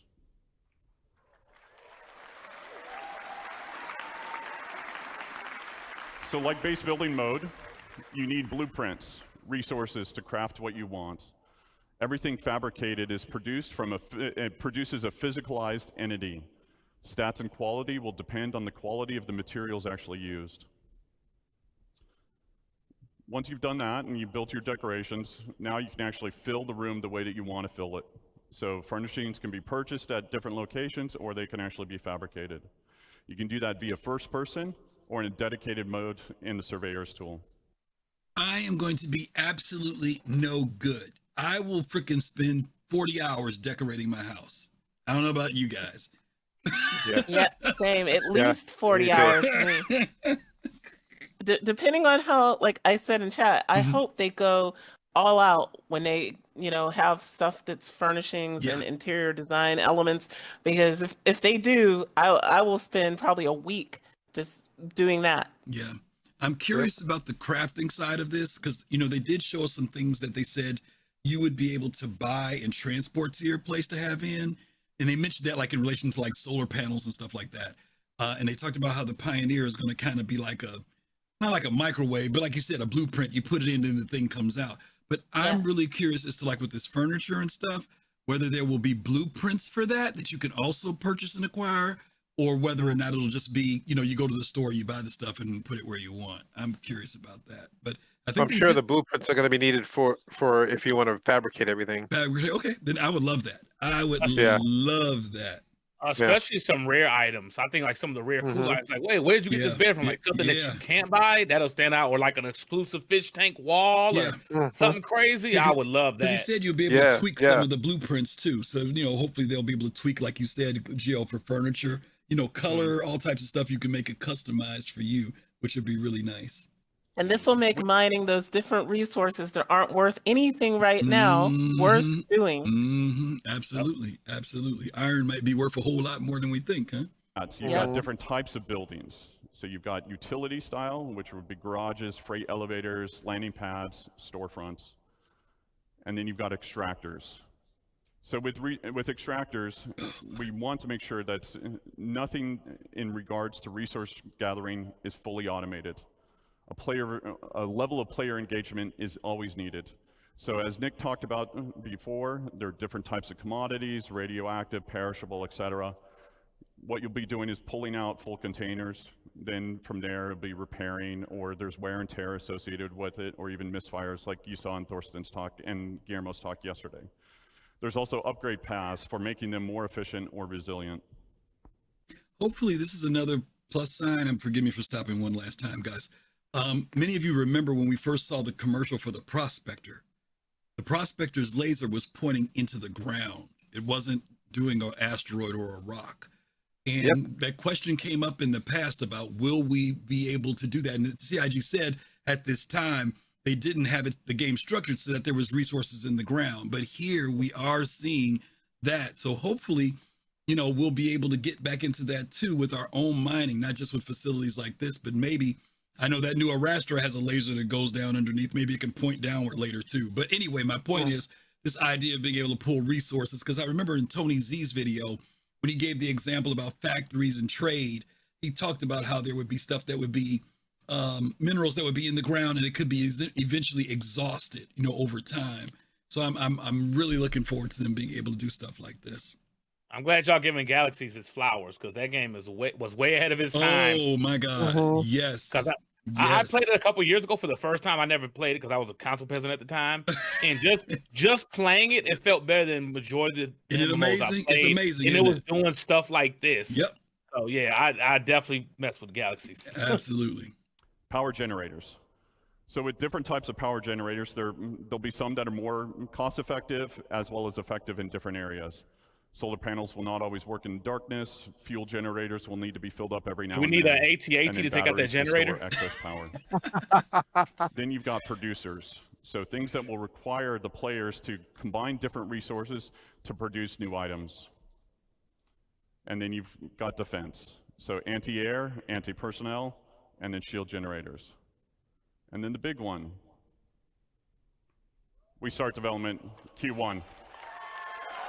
So that's me. Thank you all. Thank you for coming. It's wonderful to see you. One of the things that happened after that was over with and Top Happy's gotten up before the audience and spoken almost at every CitizenCon. But at this particular one, I was on the side of the stage right by the stairs when he came down, and 3 of his team members were standing down there, I guess, with him while he was doing it. And when he came down the stairs, he literally ran up to them and jumped in the air and chest bumped them. It was like he was so excited. It was like he scored a freaking touchdown. It was. He was so calm and cool on the stage, and he went down stage and saw them and boom, and they all just cheered. And I was like, wow, you could tell this was something that they were really happy to be able to present to the community. It was really, really cool. Jade, I'm gonna come back to you and start with you on this particular one. Anything stand out for you? Yeah, fusion power. Because it's like what we talked about it before when we were talking about like rivers and why do we have water?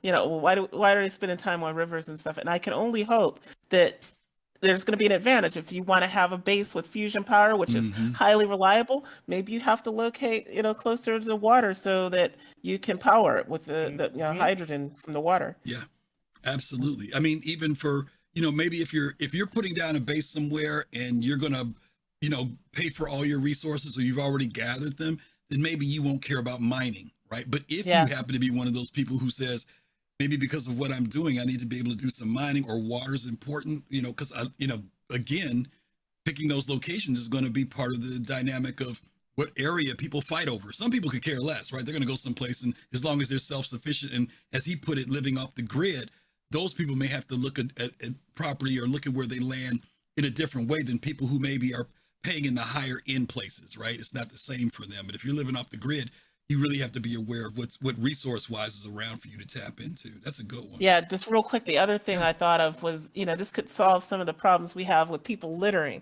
right? Like if plastic bottles have an actual, use as a resource to like recycle them into something to build something in your base, then people won't, drop as many plastic bottles because you're gonna be walking down the street with a shopping cart and grabbing all the plastic bottles. Is that what you're gonna do? Yep. Okay. All right. Yep. I'll have my hover cart picking up the bottles. Fair enough. No bad. Anything stick out for you? I'm starting to dream. I'm starting to dream a little bit about these HABs. I'm wondering. I mean, it looks like they're heading for a type of HAB where you could build your own personal hangar. All right. I want to build my hangar big enough for my MSR, and attached to that hangar would be my vehicle hangar. I want to spawn my Ursa rover, roll it right into the next module, up into my MSR, and take off. Okay. And then beyond that will be my living room and my living quarters. Oh man, I am so psyched. I'm psyched to do work. I don't necessarily want to chase nine tails all over the place. Yeah.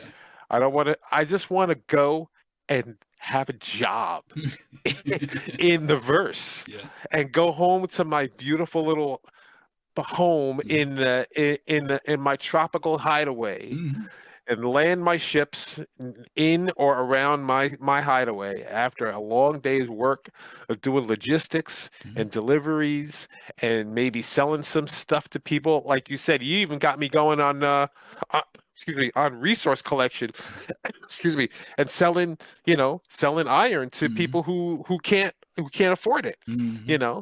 That, oh man, it's endless. Yeah, a lot of possibilities there. You're right. Gio. I love that they giving us different options, so you could pay taxes or low taxes or no taxes. So if you pay no taxes, you're just going to get wrecked. It was kind of similar in arcades. If you had like a little area, it was up for grabs. If you didn't have it in a good spot, people were taking and stealing off your land versus if you were paying taxes in a certain location. But the thing about arcades, you had to pay real money. In this game, you won't have to pay real money. You could probably earn all these land claims and stuff in game. Now, the question is, if you don't pay it for so long in some of these high sec areas, will you lose it? And I'm hoping if someone doesn't log in for 3 or 4 months or doesn't pay it off, hey, that thing is gone. You get that prime real estate area after they've been gone for so long. Yeah. They kind of implied that a lot of this stuff with base building, they said they don't want everything necessarily to be automated, right? They do want us to be able to interact, because there are some games that once you set the stuff up, you could leave and do nothing, right? And the place is still productive. But they talked about, like you said, Gio, they talked about where kicking in, The one difference I think in games like Arcade or Rust or any other games, though, is that the universe is big, right? Now, mind you, there always may be that person, I'll just use that term, who sees something and just wants to shoot at it for the sake of it. But CIG is also kind of counterbalancing that and saying that if they want to do that, it's going to cost them something. Now, we don't know what that something is. The something may be their own resources, right? The weapons and things that they need. CIG's also been really strong about this idea of damage versus destruction. And right now, we're so used to destruction being in the game. You know, you shoot something, it blows up. But Chris has said that he really wants there to be a dynamic of repair in the game, that is where the default thing goes. You have to put in a lot of time, he said, to destroy something. So if you see somebody's character and you want to blow it up, you may find out that it literally may take 20 minutes, 30 minutes of hammering it to blow the ship up. That's the reason why we have escape pods. That's the reason why there's time to repair. You know, there's a whole lot of, you got to have time. It can't be like 2 minutes and the ship is gone. You know, people couldn't even get to their escape pods in that type of time frame. So I'm hoping, Gio, to your point, that if somebody wants to attack your base, they're going to have to spend some time taking it down. I remember in Eve, I had a space station. You had to lay on that thing for a long time before you finally blew it up, you know? And so hopefully I'm hoping that that's kind of what this game will be like too. Even if you're off the grid, even if you're in lawless, as long as you've got some defenses up there, you know what I mean? They're going to take some hits from my defenses. And even if they get my defenses down, they got to spend freaking 20 minutes of their life trying to blow it up. And maybe when they blow it up, there's nothing there. Maybe I don't even have what they think is there. You know what I mean? So we'll see. I'll definitely leave my best NPCs on the ground too. Yeah. My ground combat NPCs. Yeah. And I'm hoping the CIG just creates more things that are more lucrative that would maybe draw that person instead to feel like they're putting their time in and getting something back. Again, there's always going to be that person that sees a target on no matter what's out there and blows it up. But if CIG puts enough other opportunities out there, it's not worth blowing up, you know, this, okay, he's got a nice looking house. Is it worth me spending 30 minutes blowing it up, or should I go make $1 million doing something else? You know, hopefully that'll be but I don't know. We'll see. The question is, will those people even be in UE space though? Well, it depends on where you are. I'm talking about an outlaw space. I'm talking about an outlaw space. Well, yeah, outlaw space is a different story. I think a lot of them people are not even going to make it in UE. It's not going to be worth it because UE is going to be on their ass like grass. So UE space is going to be like the Wild Wild West, though. That's where people are going to be getting ganked and trolled and all that other stuff. Okay. Meg, what about you? Anything stick out? For me, I don't know if they went too deep into it, but they talk about how this will be geared more towards solo and org play. So I'm excited to see what that looks like for people who don't necessarily have other people to play with. That and the fact that we're like, I don't know about finally, because I've only been playing for like 2 years, so I don't have like the same time as other people, but it's gonna be so nice to finally get some rewards for doing missions, just missions alone, like in general, getting even blueprints. I think that's what he was saying. Getting blueprints, rewards, doing missions, and then reputation as well. So I know this was specifically the base building, but seeing with like working with those other hauling the factions and stuff. Getting to get like the clothing, maybe like patches, stuff like that. And then obviously like some sort of end game type thing. Like right now it's very I don't know, like to me I just feel like ships and stuff like that are the point of the game right now. So being able to finally get like base building and reputation, having that reputation being affected if you're grinding other reputation, all of that. I like what you mentioned about reputation and rewards and perks, because he talked about that. We jokingly made a thing about, could they make it where there's a perk, like if you pick up bottles, you know, if you throw your bottles in the garbage can in the town, is your reputation good, right? If I'm at R Corp and I throw it in the can, maybe I get a 1% increase on my reputation. And what we're saying is that we're trying to find these incentives for why people will do things, right? But if my bottle hits the ground, then maybe it goes down. So guess what? When I go to buy a double dog, instead of it being $1.25, it's $2.75. You know what I mean? I mean, they could come up with all types of weird perk things. But I like the fact that they will make these unique things too, that they said some of the perks you get will be lower taxes or better discounted prices on weapons and things like that. Then they talked about rewards. Stuff that the unique items that you could put up, they said on your ship, in your shipper, in your hab. So there will be some type of something that you get for accomplishing something. And like you said, Gio, I come over to Gio's crib, dude, where'd you get that poster? Or where'd you get that bookcase or whatever? You're like, oh, dude, you got to go out and kill 50 people to get that. You know, it'd be kind of cool to have that type of stuff in game. You know, beyond just the Van Duel mask, which is what we've had. Anybody else got anything in particular that stood out?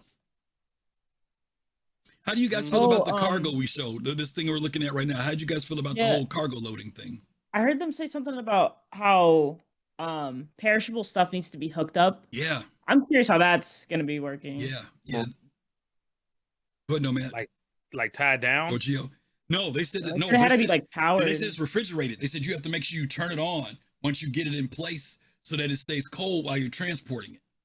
Oh, that's just like some trailers today in the trucking industry. Yep, and those trailers cost more than your regular trailer too. Once those refrigerator trailers break, it costs a lot of money to fix. So hopefully some of those ships, we can see ships with different perks. Refrigerators soon, okay. Yeah, well, I wonder if they're going to be like power ports in your ship, like in your ship's storage, so you can hook these things up to, or is it going to be a mechanic for that, or is it just going to be implied like once you connect it to your cargo grid, this one will get power, you know, and then it takes power from your ship. You have to now manage that power.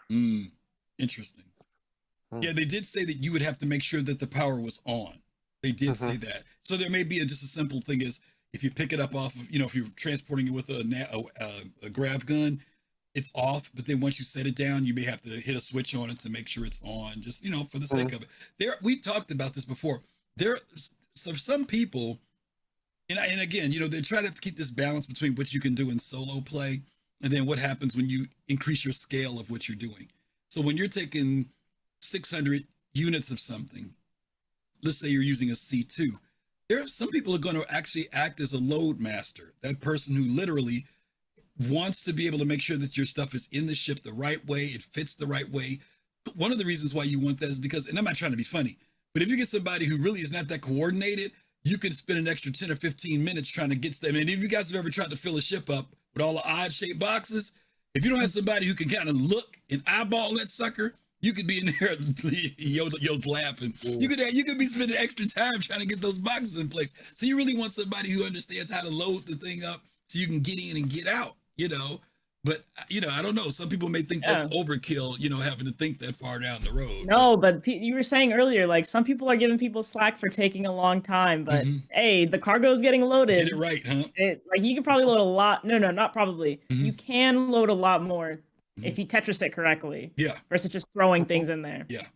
In my younger days, when I was living in New Jersey, for a little while, I did work for UPS loading the big trucks. Oh yeah, and it was a hell of a slog, but you had to do it right, or else that cargo would shift, and you get. I remember I got scolded once. They took a picture of the result of my loading when it got to the other end and how messed up it was because I didn't strap it down right. And they were like, this is an example of what not to do. You got to do it better. I was like, ooh, okay. So you got to know what you're doing. And some of y'all, I deal with that every day at work. Yep. And every day I deal with it. Some of y'all know what I'm about to say. Y'all know how y'all be cheating on them grids, right? Y'all be putting that stuff up in there and that stuff be rattling around, bouncing in the back.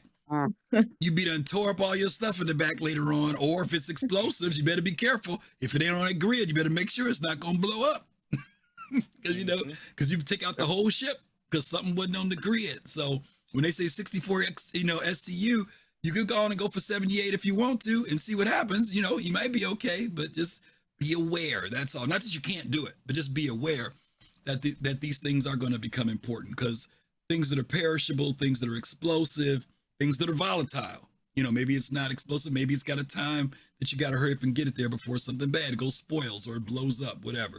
And they've already given us a taste of that in cargo already. So, well, that's the thing with some of these trader guilds. Some of them may require you to get special training or license to even handle some of that cargo. They may not just accept you from the jump. Yeah. Just like trucking in the real world, if you want to deal with like explosive, you gotta be certified. You got to be certified. You get a lot more money too. You get like $120,000 if you certify for it. Yeah. But you got to put that work in to get it. Or maybe even with refrigerated units, it's a certain training or rep you need with that. So we could see how that plays out with some of these trade guilds as well. That's a great point that you mentioned, Gio, because it does. We're back to the economy again, right? You put value on the type of stuff that you're moving, not, like right now we've just been doing mineral related stuff. And I mean, we do have a couple items in there that are not mineral, but my point is, what you were saying, what's also the danger, not just in the sense of piracy, but, I'm moving explosives, right? That's not the same as me moving water, So the pay scale. They don't want anybody moving it. Right. Pay scale is definitely probably going to be different, but again, being careful, being safe, make sure it gets delivered, because not to mention the loss of the cargo, but maybe even the loss of your ship if the damage is significant, Oh yeah, if you and your crew is clumsy, they're gonna see that. They're gonna say, yeah, we ain't giving you no more missions for a couple months. You could go be a noob somewhere else with the water or some shit. All right. Anybody else got anything? Nope. All righty. Well, very cool. I did like those. What are those little? What was that little cargo mover? It reminded me when saw that the grav thingy. Yeah. It reminded me of what's the show, the Star Wars show with what's his name, Griffey? The one that you said everyone didn't like. I always forget the name. What, Andor? Endor. Mm-hmm. Remember the mission where they broke into the safe and they used something similar like that. Mm-hmm. Oh yeah. And I immediately thought, like, hey, that's gonna be our Star Wars mission, running out them raids with those, loading up the ship and getting up out of there when they were stealing money from the Empire. Yeah. That large pallet thing, I didn't expect that. And when I saw that, I was like, okay, they're thinking ahead as usual. Before we keep thinking we got to move box by box by box, but that anti-grav platform was great. That was great. And I'm hoping we can load them on our ship too. Yeah. Oh yeah, absolutely. Okay. All right, gang. Well, we are right at the time. We are wrapping up. We have finally gotten through every episode from CitizenCon 2953. We hope you guys have enjoyed it, enjoyed our commentary. We've been looking at you guys in chat as well, seeing that you guys are also just as excited as we are for all the cool things that are going to be coming up, in the next patch, 322, as well as over the next, now it's 11 months, y'all, believe it or not. They said within 12 months. So we'll have to see whether or not CIG is able. They said to try to get as much as possible. So we're going to give them that. Let's try to get as much as possible in within the next year. So we're all really excited about that. Really, really excited about it. I don't think the base building is going to be done by the end. No, not the base building. No. But still, they said a lot of stuff that we saw. I think that's what Chris said. A lot of what we showed you today, we'd like to have in your hands within the next 12 months. So that's what we're going to hope that they do. But Griffey, we're going to see it on Spectrum. You guys said it within a year. Everything we've seen, we don't have base building. It's coming. You know what would be funny though, we'll Gio? Get ready. You know what would be funny? It would be funny if they delivered it. I'm not saying that they would. I'm not saying that they would. But if they did, it would be really. It would say something about. We know that they've moved a lot more beyond the aspect of tools and stuff like that, and we've been waiting for them to be able to start implementing stuff. And obviously, our hope is that their last technical hurdles with replication layer and static server meshing allows them to start opening up that stuff, right? So they can start putting all these things in the verse. And hopefully that's what we're going to start see happening. Like we did say it earlier, guys. They said stuff was gray box that we saw. And many of us have seen gray box before, but a lot of that stuff looked really far along the line. It's still gray box, and that's what they're calling it. So we're going to call it gray box. But you guys remember when we saw those large UGFs a year ago, and you could see how much it's grown within that time frame. So I'm like Meg said earlier, I'm looking forward to seeing some of these settlements and things start to pop into Stanton.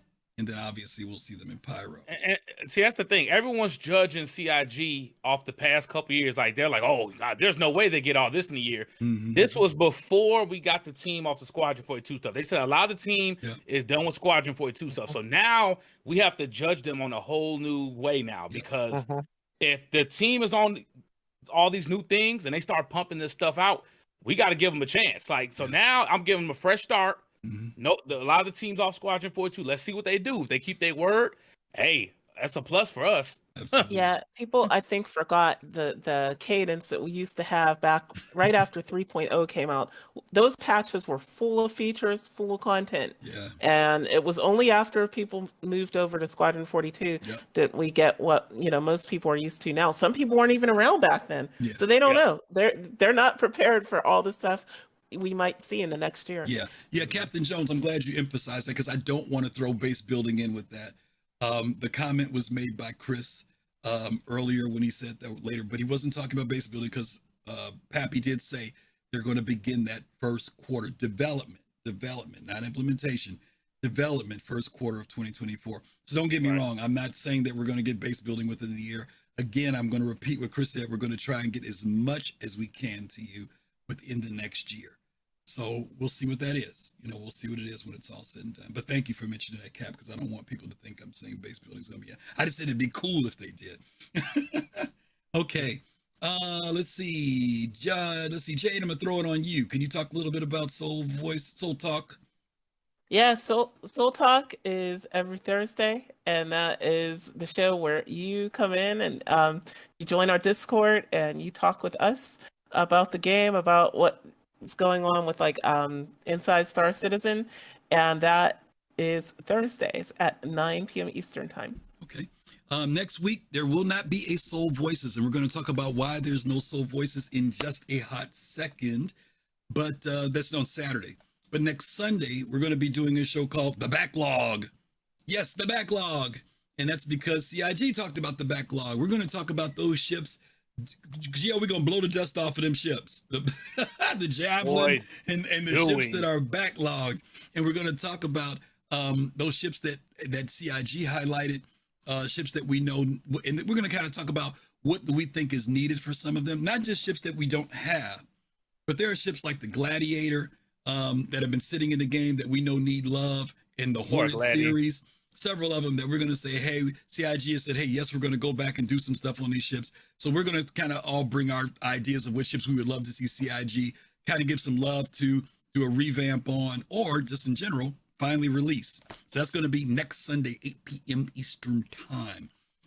Panel. Fastguard mentioned something about Q&A. I was just going there. Panel, we've got a couple of questions here. So let's hit the first one. First one is from Trito, and it says, does the combat look like the combat they showed from Squadron 42, or is it similar to the combat we have now? And I'm referring to when you saw them earlier when they were at the UGF and they were trying to, break in and steal some cargo. I'm going to say it's more like what we do now, what we saw on the screen. It's still mission-based. It's not tied into, quote-unquote, the UEE, where in Squadron 42, you're a member of the UEE and you're doing stuff. This was just definitely much more the PTU-related combat that we saw today. Does anybody else feel any different, or any thoughts on that? Yeah, I'm wondering if they were talking about the NPC behavior. Yeah, space combat, or that's space combat or NPCs fighting. Yeah, was it relation to the underground? Let me see. It just says it was an hour ago, so it was when we were watching the UGF section. Yeah. And it does say, does the combat look like the combat they showed from Squadron 42, or is it similar to the combat we have now? So the answer to the question is, by the time we get it, we already have the Squadron 42 AI now functioning in 3.21. So by the time we get those facilities, it's we're going to have the same Squadron. Yeah, maybe 42. they're saying, maybe it is a combination of what you just hit. Maybe they're saying, the way the AI are wonky now, is it going to be the same thing versus I when don't we know. saw them in Squadron 42? We don't know, Yeah, because a lot of that's due to server performance, and there's going to be a lot of changes, coming with replication layer and static server meshing. So we don't know what that performance is going to be. Yeah. When Maelstrom starts tearing stuff up. We're all waiting to hear from one more person from CIG, and that's Tony Z, because so much of this is still based on what's going to happen with Quanta and AI. We know that a lot of that is tied to what's going on with the servers and networking and stuff. That's why, and those of you who know, when you get into a server that runs well, AI are on point. And so what we're really hoping to see is what the advancements are, because what we saw in Squadron 42 was a single server RPG play. So, the AI are on point, right? But when you get into the MMO side of things, things change. And so that's where we've got to see what improvements CIG is going to do to make AI in the game perform at the level that you saw in Squadron 42, if that's what you're asking. Okay. Second question, with regards to base building, do you all think we should and may get a ship that chops down trees to clear your base?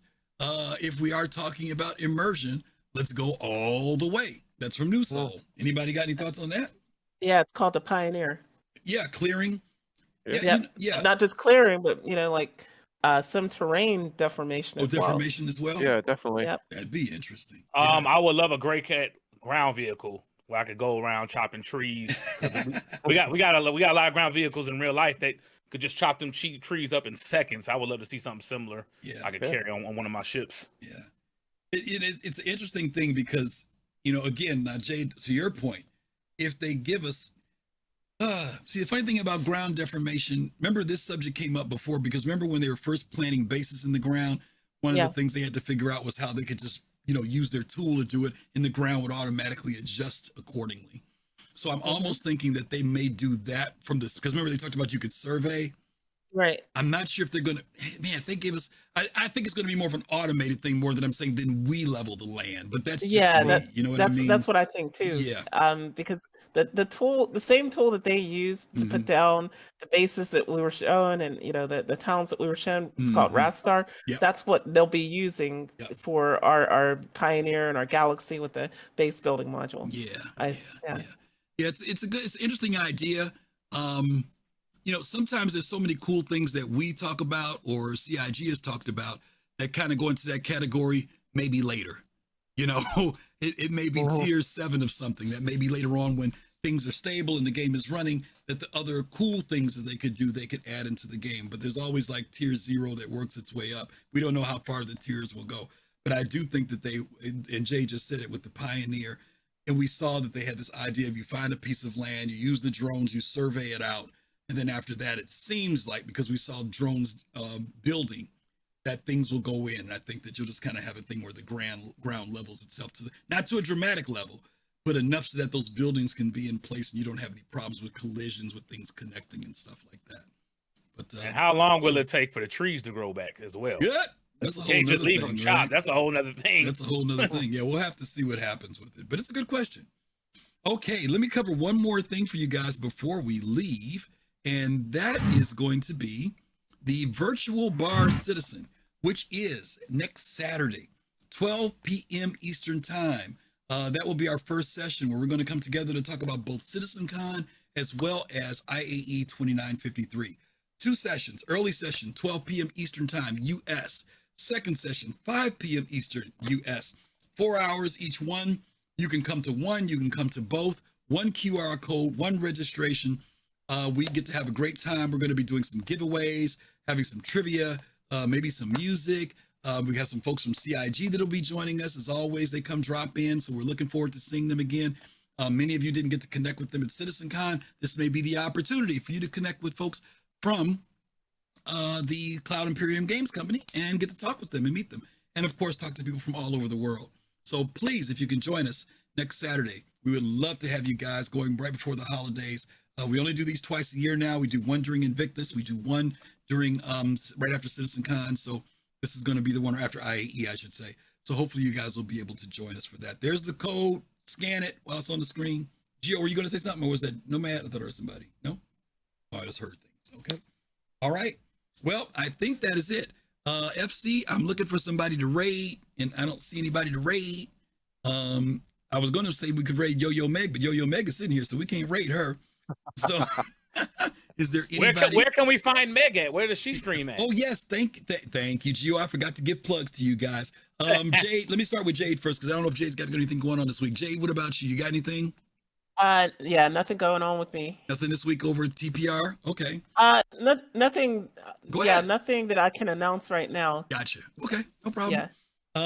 Nomad, where can people find you? You could find me on Twitch at Nomad1701, Twitch TV. And I'll be popping in and out of the IAE for the rest of this week in the evenings, Central Time.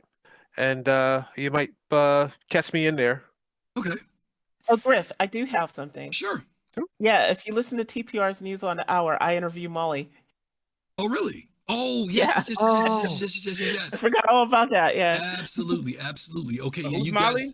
Make sure you guys check it out. Yeah, make sure you guys check out on TP. When is that? Is it up running now, or when is it running? Yeah, it's already live. And so if you listen around the top of the hour, we have a news that plays, and you'll hear my interview, right? You did a with, with the infamous Molly. Awesome. All right, you guys check it out. Thank you.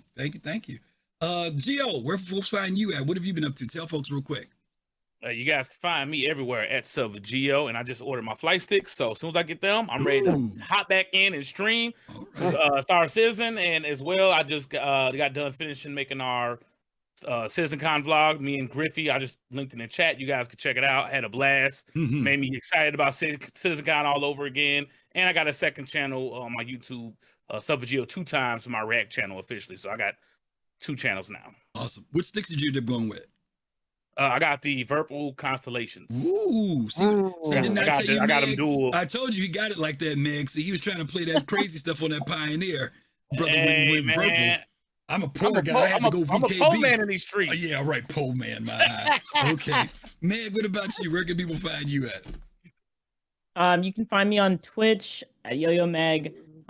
Usually stream during the week from 4 to 8 p.m. Central Time, and the weekends pretty chaotically. But yeah, y'all can come tune in, hang out, come play. Otherwise, you can find me on Twitch at I am yoyoMeg or here on Soul Citizens. Okay. All right. Once again, hopefully we'll see you guys next Saturday, Virtual Bar Citizen. Once again, don't forget next Sunday, we're going to be doing the backlog, 8 p.m. Eastern Time, right back here with the Soul Citizens. We're going to send you guys over to Maiden Ariana. Once again, thank you guys for hanging out with us this month as we've been reviewing CitizenCon. Hope you guys once again have a great weekend. Hope you enjoyed IAE. Save a couple bucks still for the holidays, guys. All right. Stay away from Cyber Monday too. You'll hurt yourself. I'm just teasing. Feel free to spend all your money. Anyway, we'll see you guys later. Take care as always. Peace, love, and soul. Let Mary Narana know we said hi. Talk to you guys soon. Ciao.